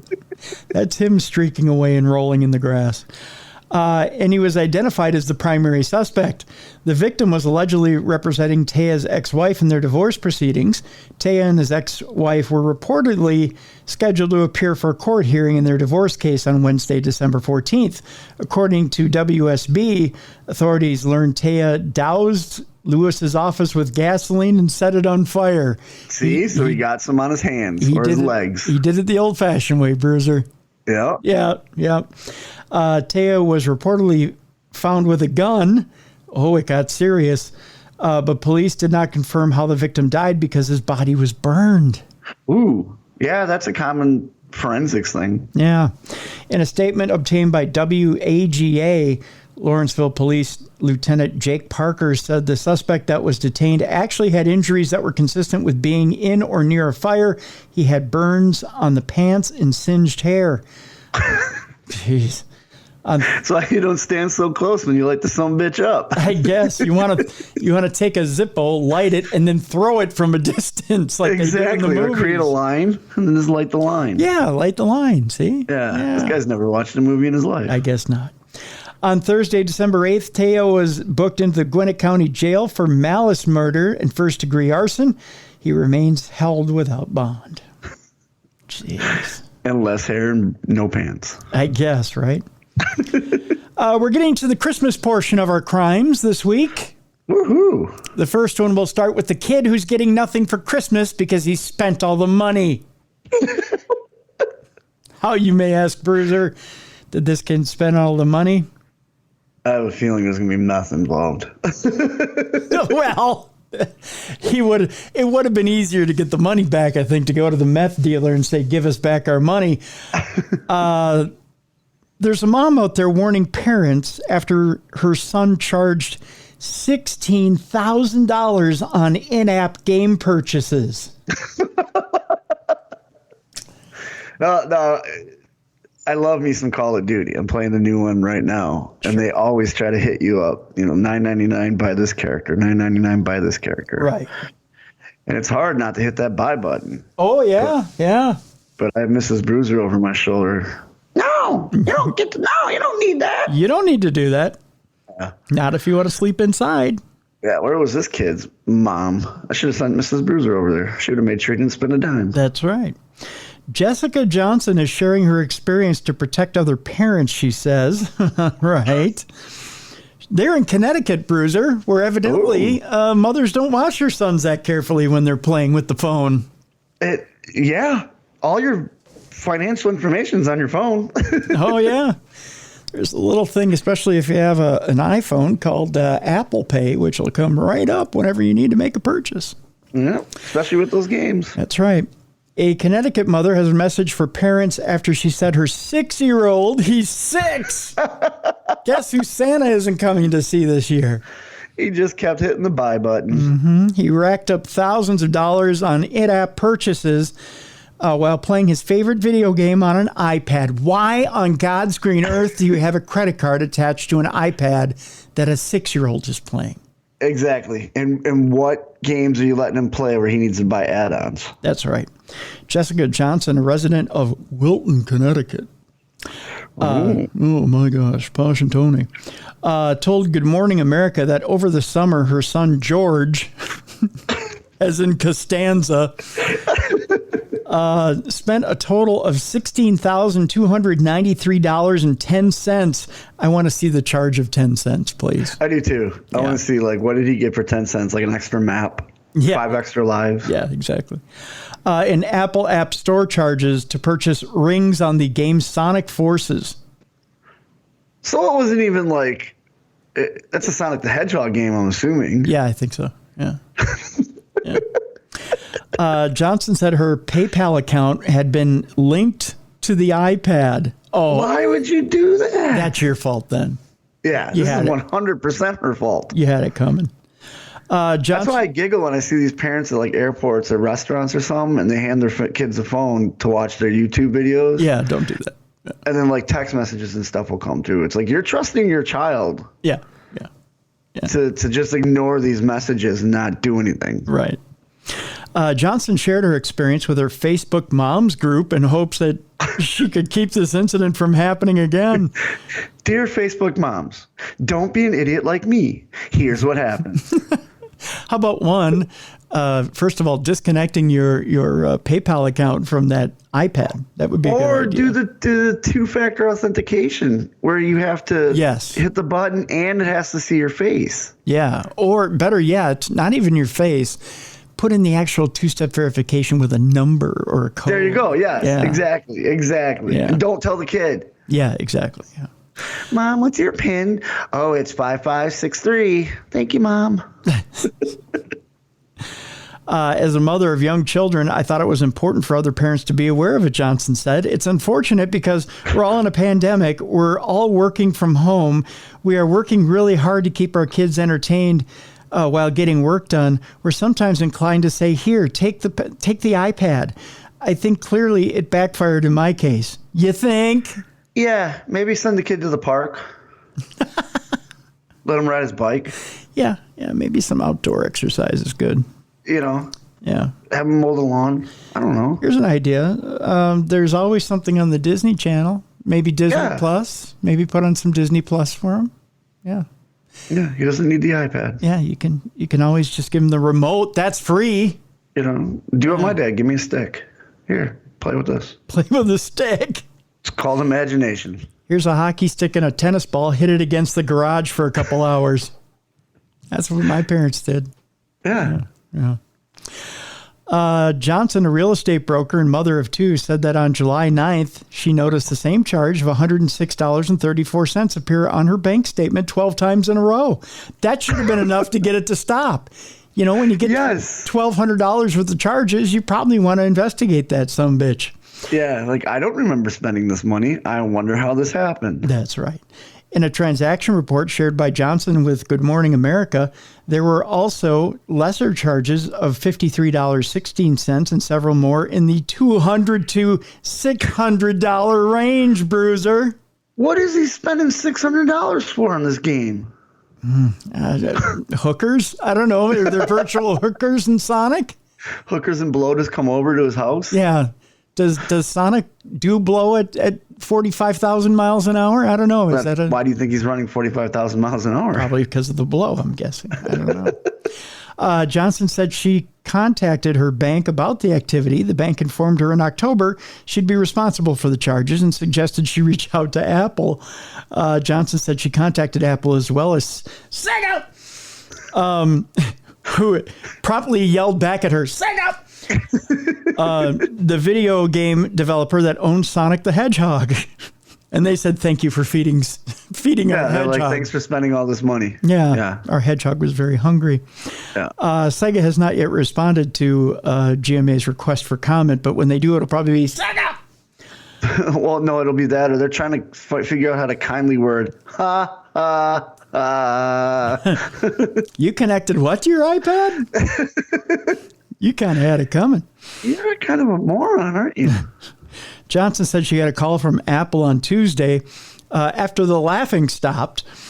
And the company agreed to refund a portion of her money out of the $16,000. I believe it was like $595. They refunded the price of the app. Yeah, exactly. $9.99. Here you go. Oh, this is nice. Listen to this. They refunded me back $10,553.86. But did they take back everything the kid bought? No, the kid still got all of his. You got to teach a kid a lesson. I would have taken everything. She has to have taken that game off the iPad. Let's hope she did.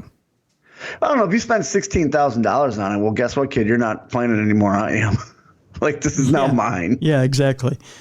All mommies. They refunded her $10,553.86, she said, adding that she does not know the significance of the dollar amount.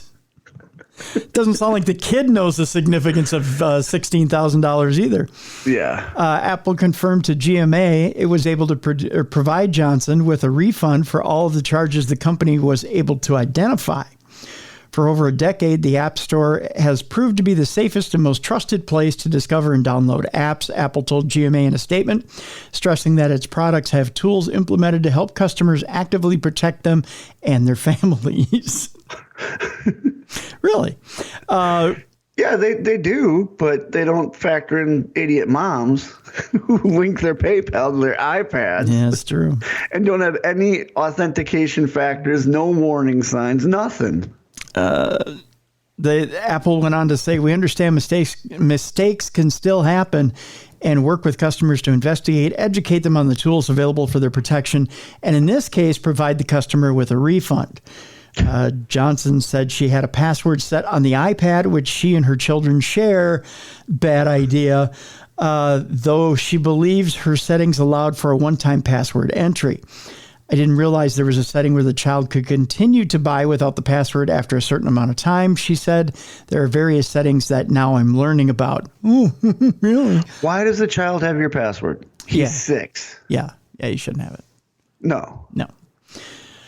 Apple said its customers are provided with built-in tools to help parents manage their child's use of devices. These resources also aim to protect families against authorized in-app charges.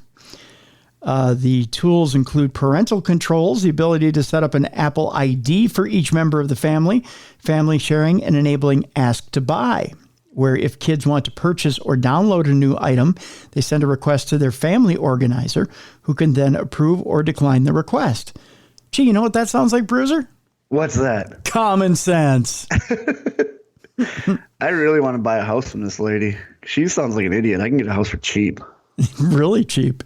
She'll probably even pay for it with $16,000 as your down payment.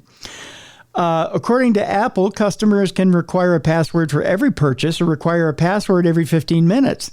They can also choose how often they'd like to enter a password when buying items, including in-app purchases from the App Store and iTunes Store. Always require means every time you make a purchase, you'll be asked to enter your password, even if you're signed in with your Apple ID. Require after 15 minutes means if a password was entered within the last 15 minutes, the customer won't be asked to enter the password again. Within parental controls, customers can manage in-app purchases and ask to buy, keep track of families' app usage, create app limits, only allow kid-safe apps, and set up downtime for specific times when apps and notifications are blocked. Johnson said it was a positive outcome when Apple reached out to her to help remedy the issue. Apple's pretty nice about being very friendly and letting you know what you can do. They gave her $10,000 back, so yeah, she's going to love Apple. She said she wants to bring attention to how games are designed for children. I think we already know. Yeah, see, we're not idiots, lady. It's intentionally designed to be a brain chemistry experience that one would get as an adult in a casino, Johnson added. I don't know about that. You might want to get your kid in therapy if that's how it is. Yeah. In Sonic Forces, players compete for rings in exchange to upgrade characters. In-app purchases include 150 Red Star rings for $1.99 and a bundle of 17,500 priced at $99.99. So you just bought 16 of those. I guess so, huh? Johnson said she asked her child if he remembered how many bundles did you click to buy? 160, Mom. But he didn't have a sure answer. Mommy, I don't know. I bought a whole bunch of them. I just said buy and buy and buy and buy and buy and buy and buy. Johnson said of the game, it's creating a compulsion to want to keep going. I think that's what drove my son to keep pushing the button. Get more players to run faster. Oh, so it's the game's fault. Clearly, it's the game's fault, because she's doing everything she can to be a great, responsible parent. No. How about, do you have alert systems hooked up to your bank account that would tell you that you're overspending in an unusual amount of time? I get an email every time that a certain amount is reached. That's right. So do I. Yeah. Yeah. Maybe you should have those set up on your phone as well. I have that on PayPal. I have that on every app, Cash App. News outlets picked up Johnson's story after parents responded to her in social networking groups, exchanging tips on maximizing privacy settings and sharing parenting tactics on how to handle kids and screen time. Johnson said if you're sharing a device, default to the setting you'd use for your child and look over your kid's shoulder. No shit, Sherlock. She added... Wait, parent your child? Come on. Why should it be your responsibility to parent your child? Not like you made them. Yeah. And look over your kid's shoulder, she added. See what they're really seeing. All those rings, those beautiful rings for $16,000. My son used to get mad at me when I wouldn't update something. I'm like, well, if you want to update it, go get a job. Pay for it. You're old enough. Go get a job. Go get a job. Becky Worley, GMA's tech contributor and correspondent, agreed. And she laughed and then agreed some more. And then agreed and went, really? You didn't know that? Many games that appeal to children have in-app purchases, and parents should check for those each time a game is downloaded. Passwords are private, she said. It may seem counterintuitive, like you're keeping secrets from your kids, but it's a way to protect them and yourselves, Worley said. Kids should not have access to any in-app purchases without parental oversight, and then giggled and giggled and giggled. Have you ever wondered, I wonder this sometimes, and this lady brings it up. Mm-hmm. How the hell did they become parents? Well, you know what I mean? Like, when a man and a woman love each other very much, Bruiser. I get that, but at some point in time, the father's gonna be like, "Wow, this lady's an idiot. Like, I cannot let her raise my child." Well, it happens. I mean, because this lady's an idiot. A little bit. Worley echoed Johnson, saying parents should learn that what their children are doing online. Talk about things like in-app purchases and better yet, play with them, Worley said. Then Johnson said, play with them? I barely can stand them. And that's the end of that story there. So that kid getting nothing for Christmas. Nope, he spent all the money. He spent all the money. Let's move on to Florida, Bruiser, where a Florida man has been accused of, by the way, this wife probably let about $20,000 worth of purchases go through on the kid's account, Apple account, because she got hit with a Christmas tree after an argument over dinner. Use what you got. I kid. By the way, domestic abuse is nothing to kid about. No. Especially when getting hit with the Yule tree. That's not funny. But this one is kind of a little funny. A Central Florida man is accused of hitting his wife with a Christmas tree after the woman asked him to help with dinner. Oh, come on. Really? Come on. I mean, we all can help with dinner. Yeah. And if you're having a bad day, just say, look, I'm having a bad day. I need some decompressing time. You know, with all the energy it took to pick up that tree and swing it, you probably could have. Potato. Yeah, you could have helped with dinner. I'm just saying. Yeah. 52-year-old Richard Daniel Atchison, who sounds like a dick, Richard Dick, of Fruitland Park, was arrested Monday, according to Lake County Sheriff's Office online booking records. Atchison was charged with third-degree felony false imprisonment and domestic violence, as well as misdemeanor violation of an injunction, according to online records. Oh, dick. According to the Fruitland Police Department, Atchison and his wife got into an argument after the victim asked him to help make dinner. Not a huge request. No, most wives ask their husbands sometimes until they spend time together, especially after a long, busy day. Exactly. The victim allegedly splashed Atchison when she put a spoon in the sink, causing him to lose his temper. Boy, he is a dick. Atchison allegedly began packing his belongings and left the area in a vehicle.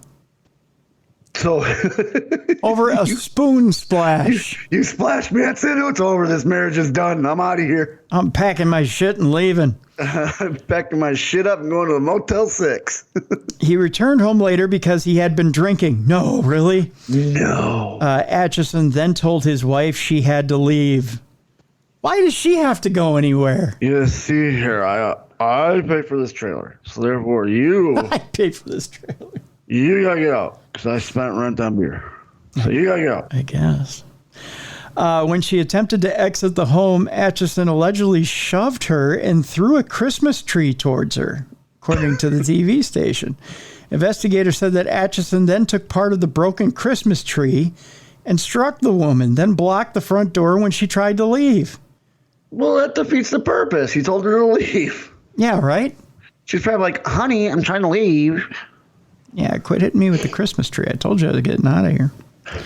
Atchison. I'll quit it. I'll quit it. Atchison was booked into the Lake County Jail at about 10:56 p.m. Eastern Time. According to online records, he was released on Tuesday at about 5:01 p.m. Eastern Time after posting $8,000 bail. Why didn't they, the Fruitland Park Police Department, why didn't they shove a Christmas tree up his ass while they had him in custody? Because it's in evidence right now. That's true. Yeah, that is true. Fruitland Park is located about 48 miles south or northwest of Orlando, the happiest place on earth. I don't know why he wasn't more happy. Well, he got splashed. Yeah, he took a little splash. That's a little windshield wiper fluid joke. I think there's more of an issue that he's not addressing. An anger issue? Yeah, I think so. Yeah. I don't think their marriage is as pleasant as the wife thinks it is. No. I think maybe she should order takeout from now on. Yeah. Let him pay for his own dinner. That dick. We continue in Florida. And our third Christmas story, I believe this is the last Christmas story I have for today. Is it? Yes. Although the next story kind of is a Christmas story if you want it to be. Okay. This is the last true Christmas story I have. By the way, I have an addendum to this Christmas story when we're done. Okay. Florida police officer dresses up as the Grinch and hands out onions to speeding drivers. That's awesome. That is awesome. A sheriff's deputy in Florida has drawn attention this week for dressing up as the Grinch, a fictional character created by famed author Dr. Seuss, and passing out onions to speeding drivers. There's nothing wrong with this. This is great. The event is part of his over 2-decade-old tradition to spread awareness. 37-year-old Lou Caputo of the Monroe County Sheriff's Office is the man behind the Grinch tradition. Monroe County includes the islands of the Florida Keys. Drivers going 5 miles over the speed limit in an elementary school zone on the Florida Keys Overseas Highway were stopped and met with the costume Grinch, then given the option of a speeding ticket or an onion. Oh, I'd take an onion 100%. Yeah, most definitely. It's about education, awareness that our school zones are still operating, even though it's the holiday season. We want people to slow down, Caputo told the AP. It catches them off guard, but when I give them a clear choice of a citation or the onion, they will take the onion. And I've had them eat the onion right in front of me, he added. Oh, I'd be a little leery. I'd be like, what is an onion? Like, are you asking for a favor? Or what's going on here? Caputo has gone out and worn the Grinch costume during Christmas time almost every year since 2002, when How the Grinch Stole Christmas came out with actor Jim Carrey. Those speeding over 5 miles an hour in the school zone are typically given a speeding ticket. And what's funny is, I'll show you the picture here. There's a picture of him here, Bruiser, of him taking a picture with just a normal person on the side of the road. That would be freaky if he came up to your car, though. Yeah, it would be. Well, and if I'm what the hell is this? If I'm getting stopped by, and here's him stopping a speeding driver. Yeah, that would terrify me if he walked up like that. Yeah. Just stopping and saying, ticket or onion? I would be like, can I think about this? I mean, like, does the onion involve lube? Or are we good? He's not asking you to put it there. Well, you don't know. He's asking you to eat it, not suck it in. Yeah, like, I don't know. There's a difference, Bruiser. There's a difference. Now, an addendum to this story, I was quite disturbed this past week when right here in Anoka County, Minnesota, they busted the Grinch and threw him into a jail cell. The police? Yeah. Like this Grinch? The Anoka County Sheriff's Office. Who arrested this guy? This cop? Yeah. Well, no, not this cop. No, this guy's down in Florida. Anoka County, Minnesota, the Anoka County Sheriffs, no offense, because I don't want them busting me out on the highway. But they, in order to make a better Christmas for everybody, they arrested the Grinch and threw him in a jail cell. Yeah, but how's his heart supposed to grow if he's in a jail cell? Exactly. Now he's not going to learn his lesson. Here's my thing. What are we saying to the people of color in Minnesota that we take a guy who's perfectly green and throw him into a jail cell with no crime being committed? It's not Christmas yet, Anoka County Sheriff's Department. You're arresting a guy for being green and wearing red. Yeah. So you just took a guy who's green, just out there being Grinchy, just minding his own business, and you threw him in a jail cell. Well, and this also kind of irks me because they're not watching the whole movie. If you watch the whole movie, he has a change of heart. That's and right. Actually brings gifts to Whoville. That's right. He ends up helping out all the Who's in Whoville. Yeah. So they're actually arresting a guy that wants to be reformed. You know what it's called, Bruiser? You know what it's called? What?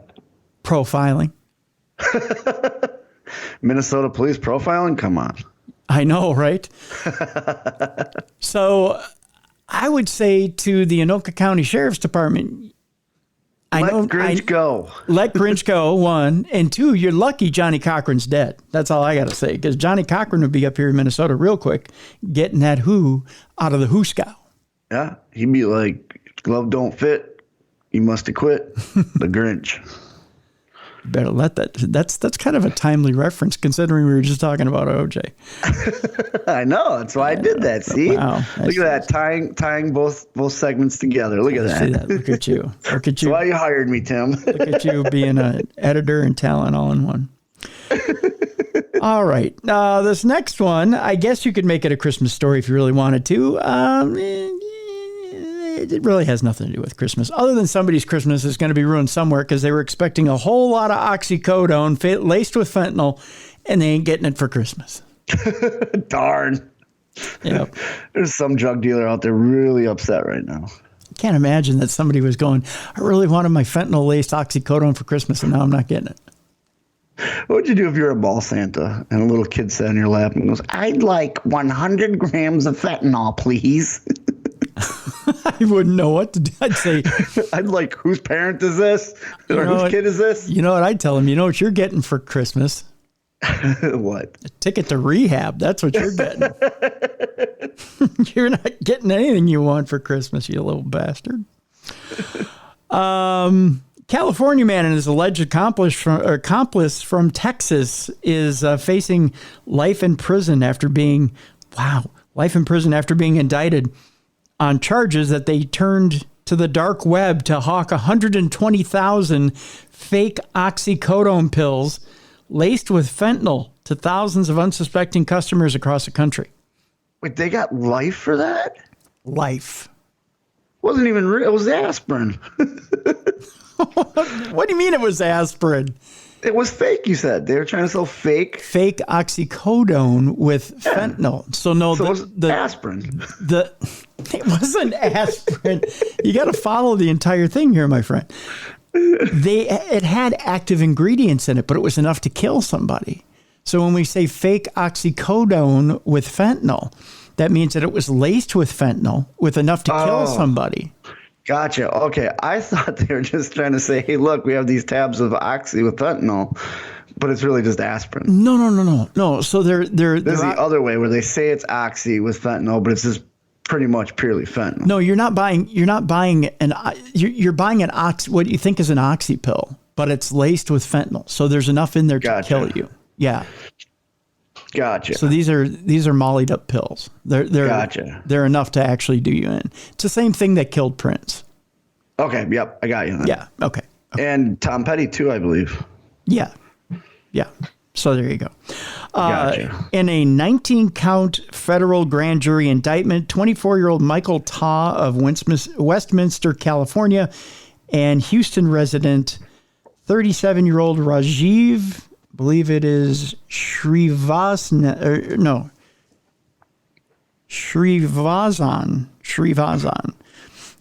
were charged in a conspiracy to distribute and to possess with the intent of distributing fentanyl and methamphetamine. The U.S. Department of Justice said in a news release on Friday. It's Srinivasan. That's what it is. Srinivasan. That's hard to say, by gosh. Allegedly sold the drugs on Darkcode, which is a dark web forum notoriously used for cybercrime, according to the Los Angeles Times. On the forum and an encrypted messaging app, they sold, get this, 123,188 fentanyl pills, more than 143 kilograms of methamphetamine, black tar heroin, and cocaine, according to the indictment. Roughly 7,000 of those pills were allegedly sold to an undercover agent posing as a customer between February and November. Jeez. Yeah. They're a whole pharmacy. Yeah. Once Srinivasan received payments, he'd route money through cryptocurrency exchanges, according to the indictment. Ta is accused of carrying out the process of fulfilling orders, including acquiring, storing, and distributing packages of pills, while Srinivasan, I keep saying it different each way, collected payment.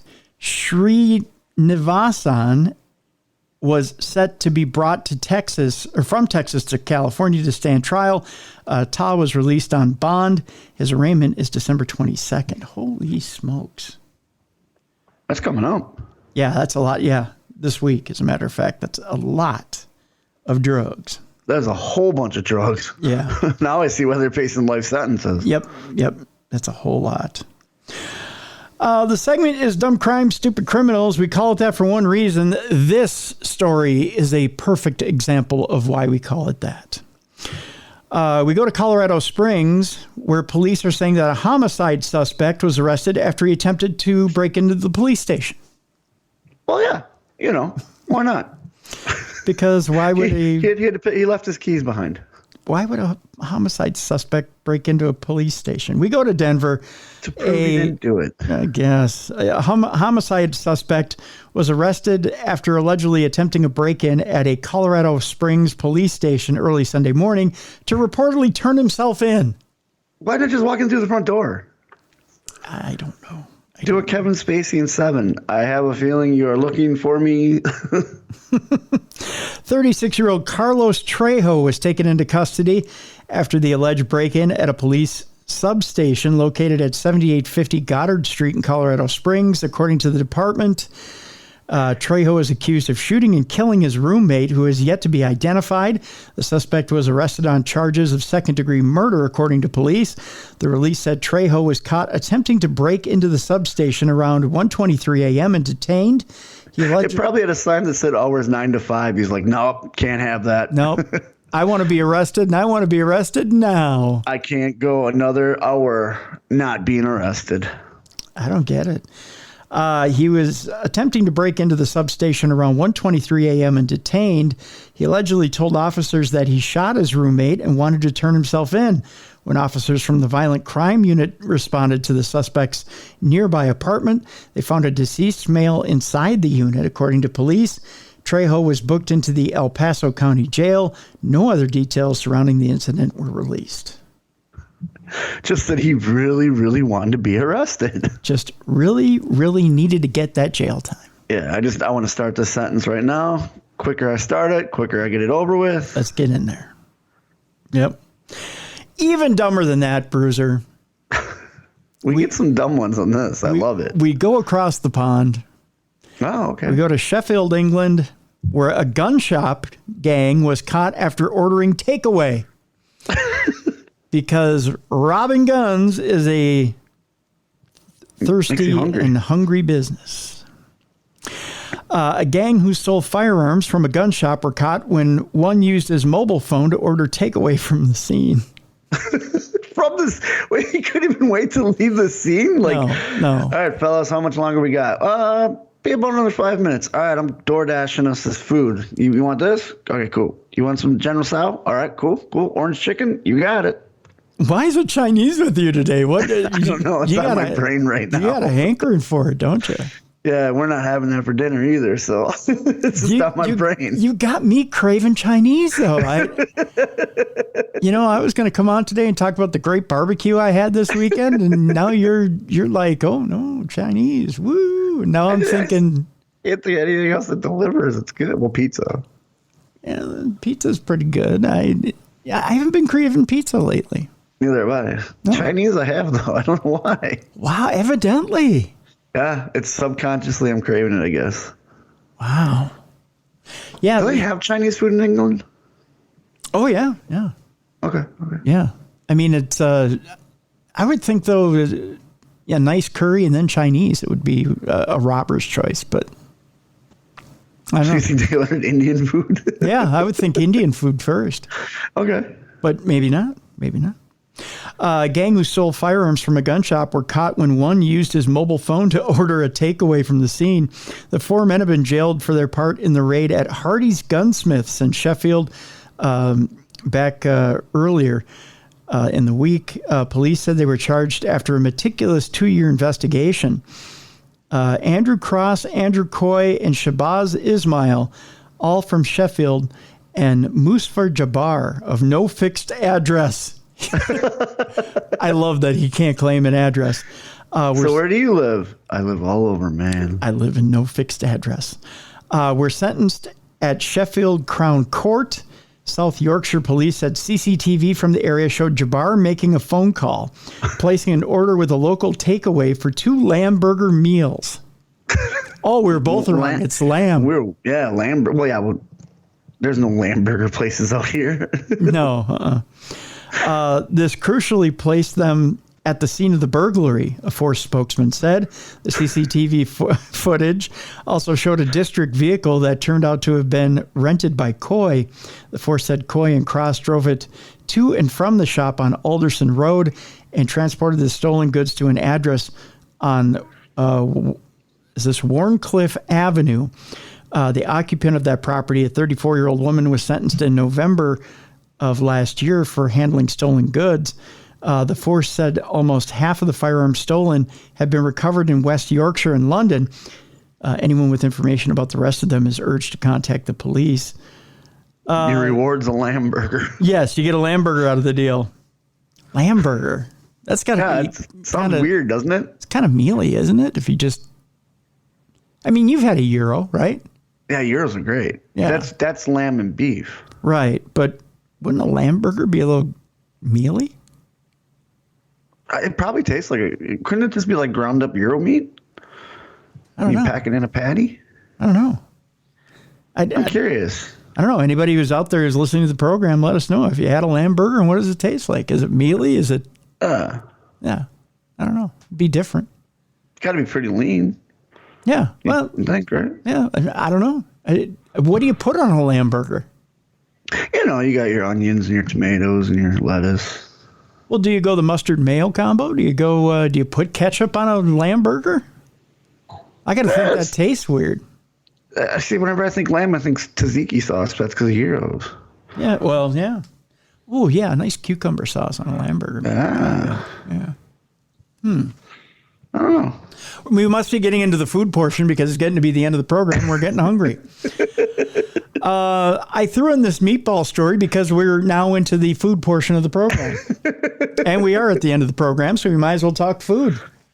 It seems to be the one thing we can talk about on this show, Bruiser, where nobody gets their tit in a ringer. Yeah. Yeah. Yeah. Food and boobies and beer and beer and boobies. That's right. You can say boobies and beer and boobies and everybody cheers. You can say barbecue and everybody cheers. Yeah. But if I want to say, hey, did you see that miraculous Vikings game this weekend? Everyone's going to get their shit all tied up in a knot. I don't know why that is. I don't know, Bruiser. You tell me. I don't know. I don't know. We just went on and on about a lamb burger. Yeah, we went on about a lamb burger. I don't know. By the way, folks, tomorrow we'll talk about Ziggy's picks. Yeah, she did okay this week. Not as good as last week. She did okay. It was a little sketchy. I'll tell you why, though. I think I've figured it out. Don King.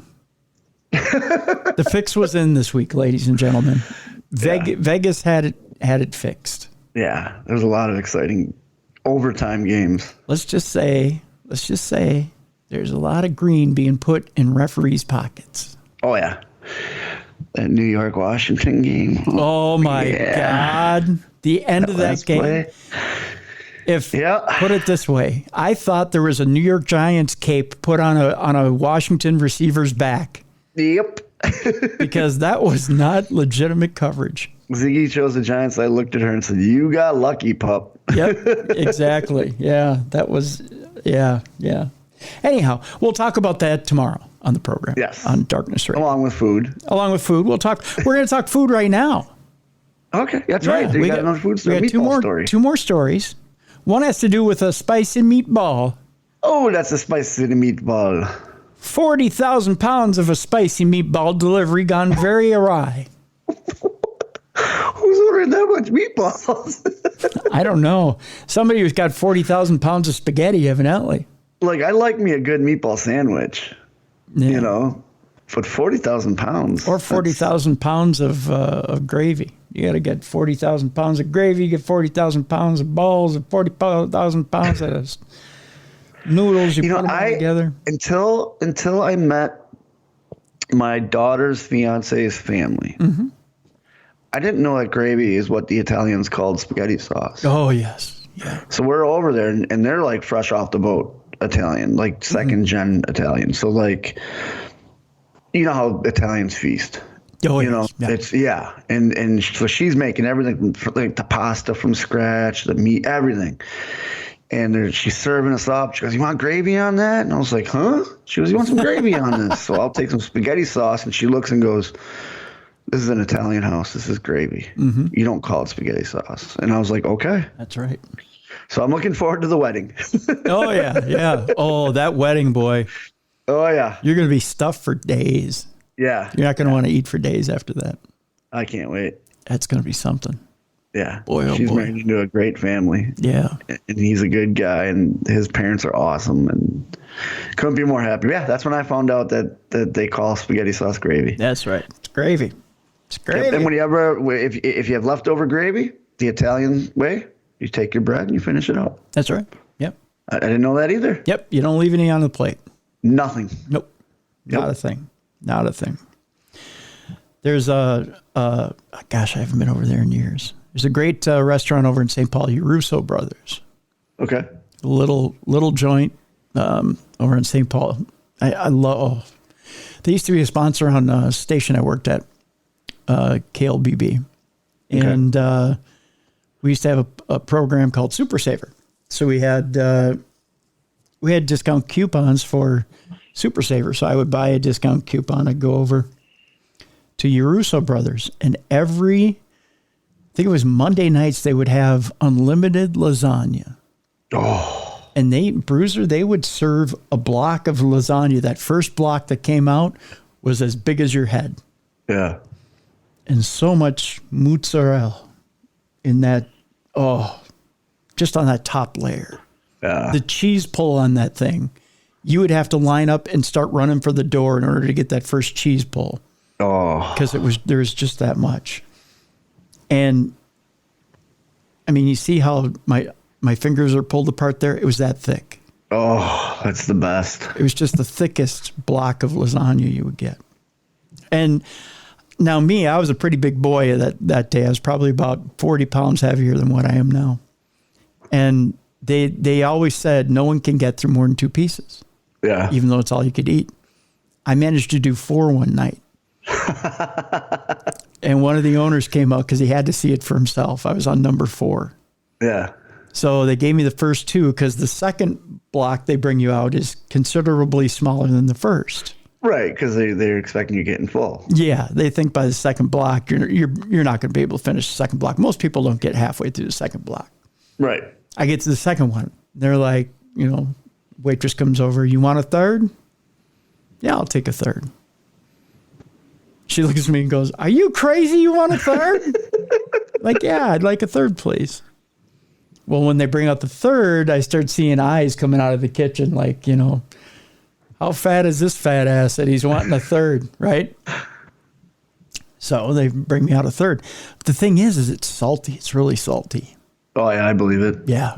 That's the noodles. Yeah. So, I mean, and I'm just pounding away. I'm asking for water because I'm just, it's really salty. So I go, "Ma'am?" She goes, No. I get done with it. And of course I've got the Italian bread, I sop up the gravy off the plate. I said, "Ma'am?" She goes, You're not gonna. I go, "Oh yeah, could I have a 4th? Yeah, you. She goes, "You got to talk to somebody in charge." I said, "I thought this was all I could eat." She goes, "It is all you can eat." She goes, "I got to bring one of the owners over. He's never seen this before." She goes, "But I'm bringing you out one of the big ones, one of the original, I bring you a 4th one, you're going to eat it." I said, "All right." So he goes, "You going to eat the whole thing? I bring you out a 4th, you going to eat the whole thing?" And he's breaking my balls, right? I go, "Yeah, I'm going to eat the whole thing." So he's like, "All right, I'm bringing you the 4th one. You better be ready, though. You can eat the 4th one, right?" He goes, "I'm not paying for a hospital bill if your gut splits open." I'm like, "All right, I'll eat the 4th one." If you become lasagna, we're not paying for that. Bruiser, I was so full, and I don't think I shit for a week. Did you have to unbuckle the top buckle? Oh, I did, yeah. Buddy, I was so distended. I mean, my all that noodles and that cheese is going to bind you up. It did. My belly looked like a globe. I mean, like one of those big globes in science class. Yeah. Yeah. Oh, it was horrible. But yeah, I mean, it was good stuff.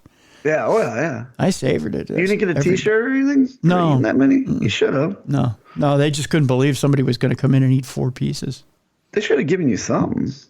Yeah, they gave me the eye. That's what they gave me. So let's get back to this meatball story. Yeah. What's with all the meatballs? The meatballs.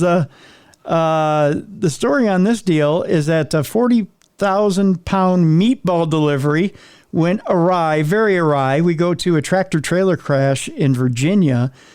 It sent lots of meatballs onto Interstate 95. Somebody's spaghetti dinner was thrown off. Yeah. A tractor-trailer accident this past week left a big mess on a Virginia highway, and it wasn't just debris from the crash. WAVY, Wavy, reported that Virginia State Police were called to the scene of an accident on Interstate 95 in Greensville County at around 12:30 a.m. on Friday, where one big rig had smashed into another, spilling 40,000 pounds of meatballs all over the road. It would have Investigators. been great as if the one was like a gravy. Oh, a gravy truck. And they hit each other. Yeah, and they hit each other, and they made this delicious mess all over the highway. Yeah, and it's you see people instead of cleaning up, They just bring a bowl. a bread truck pulls up. Oh. Here you go. Sop it up. Sop it up, fuzzball. So it spilled 40,000 pounds of meatballs all over the road. The investigators determined that the driver of the first truck, ID'd as Al Stenford, and very embarrassed at that, had veered off the road while driving southbound, overcorrected, and hit a guardrail, causing his vehicle to jackknife and the trailer to detach. The second truck driver, who was heading in the same direction, couldn't avoid hitting the trailer. Police, the Greensville County Fire Department, and other first responders all converged at the scene, toiling for 2 hours to extract the second driver from his vehicle. He was taken by ambulance to a local hospital and treated for minor injuries. Stenford, meanwhile, who wasn't reported to have been hurt, was cited for failing to obey a highway marker. It's not clear which truck dumped the meatball load onto the highway. Oh, neither one took credit for it? No, neither one said, I spilled my balls all over the highway. That's the very first time to go, hey, put those meatballs in your mouth, huh? Come on. Take a look at my 40,000 pounds of balls all over your road. This guy's got 40,000 pounds of balls. What you got, huh? Take a look at how much I put all over your road. And the final story combines our love of food with our love of animals who will take our food. Oh, yeah. Yeah, that's a thing. That is a thing. Our cat, Bruiser, loves to eat butter, so we can't leave butter out at night. Really? He'll eat a whole stick of butter if we leave it out. Oh, my gosh. Yeah. Bruiser eats butter. Yeah. Huh.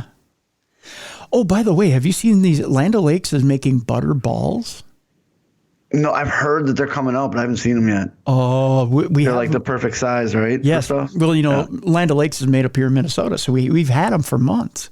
Yeah. So they're the perfect little size. They're like this big. Yep. And you buy them in a bag. They're a tall plastic bag with the Land O'Lakes maiden on them. Mm-hmm. And, and they fill it pretty much like 3/4 full because they got to put a lot of air in the bag. They're not going to give you a full bag of these butter balls. Right. But I think it's like $5 for the bag.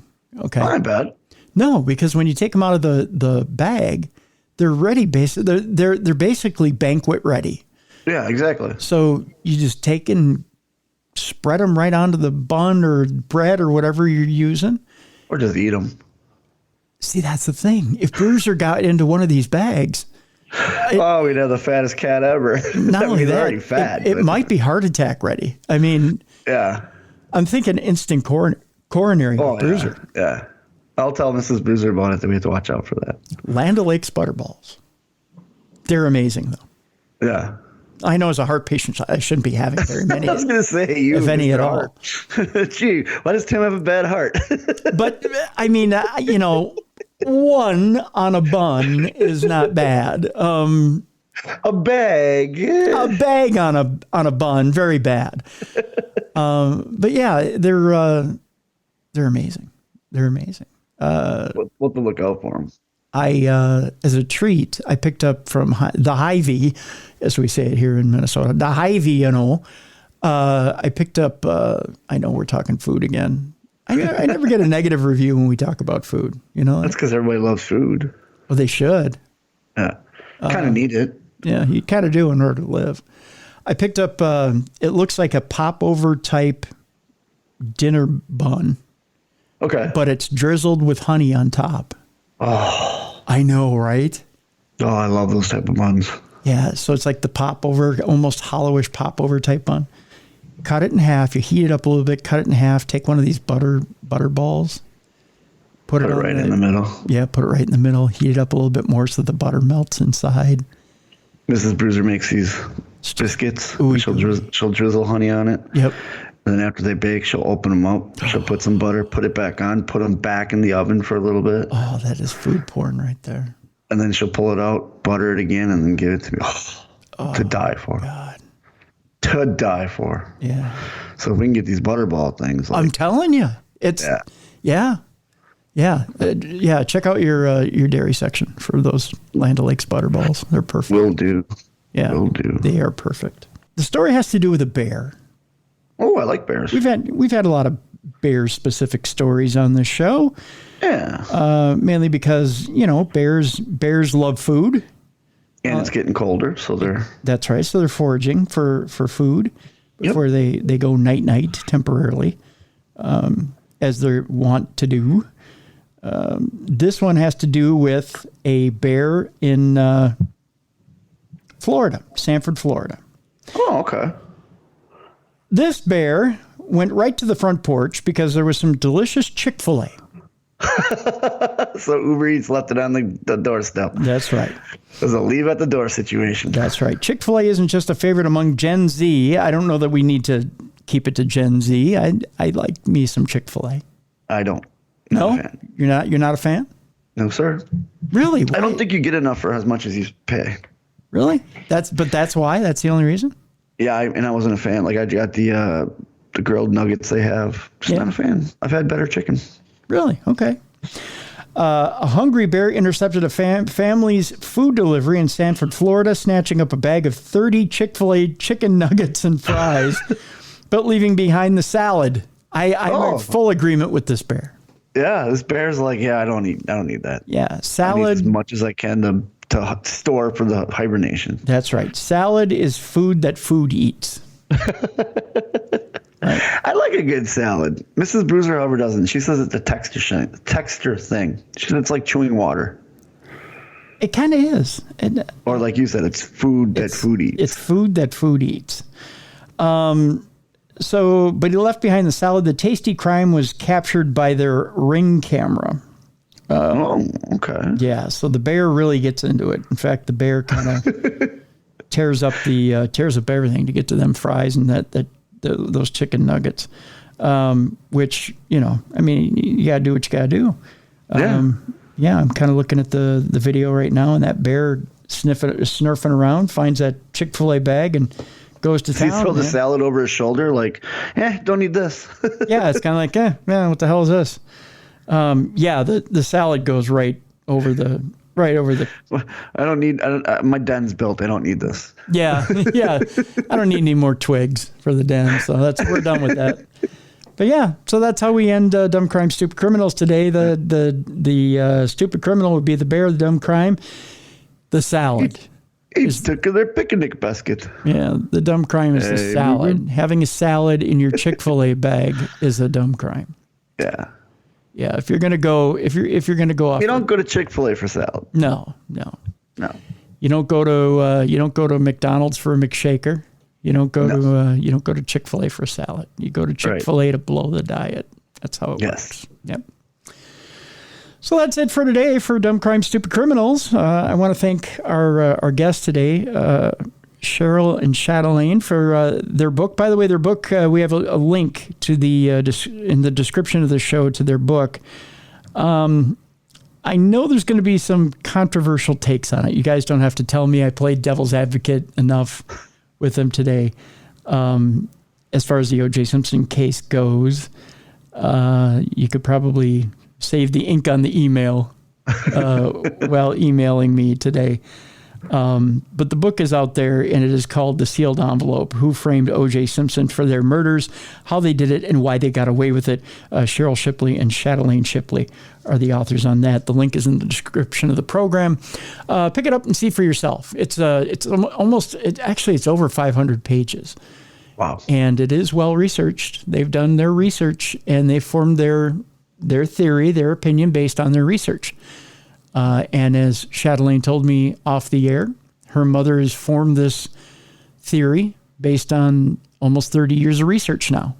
And every time she pulled that string, Shatelaine did, the theory didn't come undone for her. So we'll let you be the judge. Pick up the book. The link goes to an Amazon link where you can pick up that book.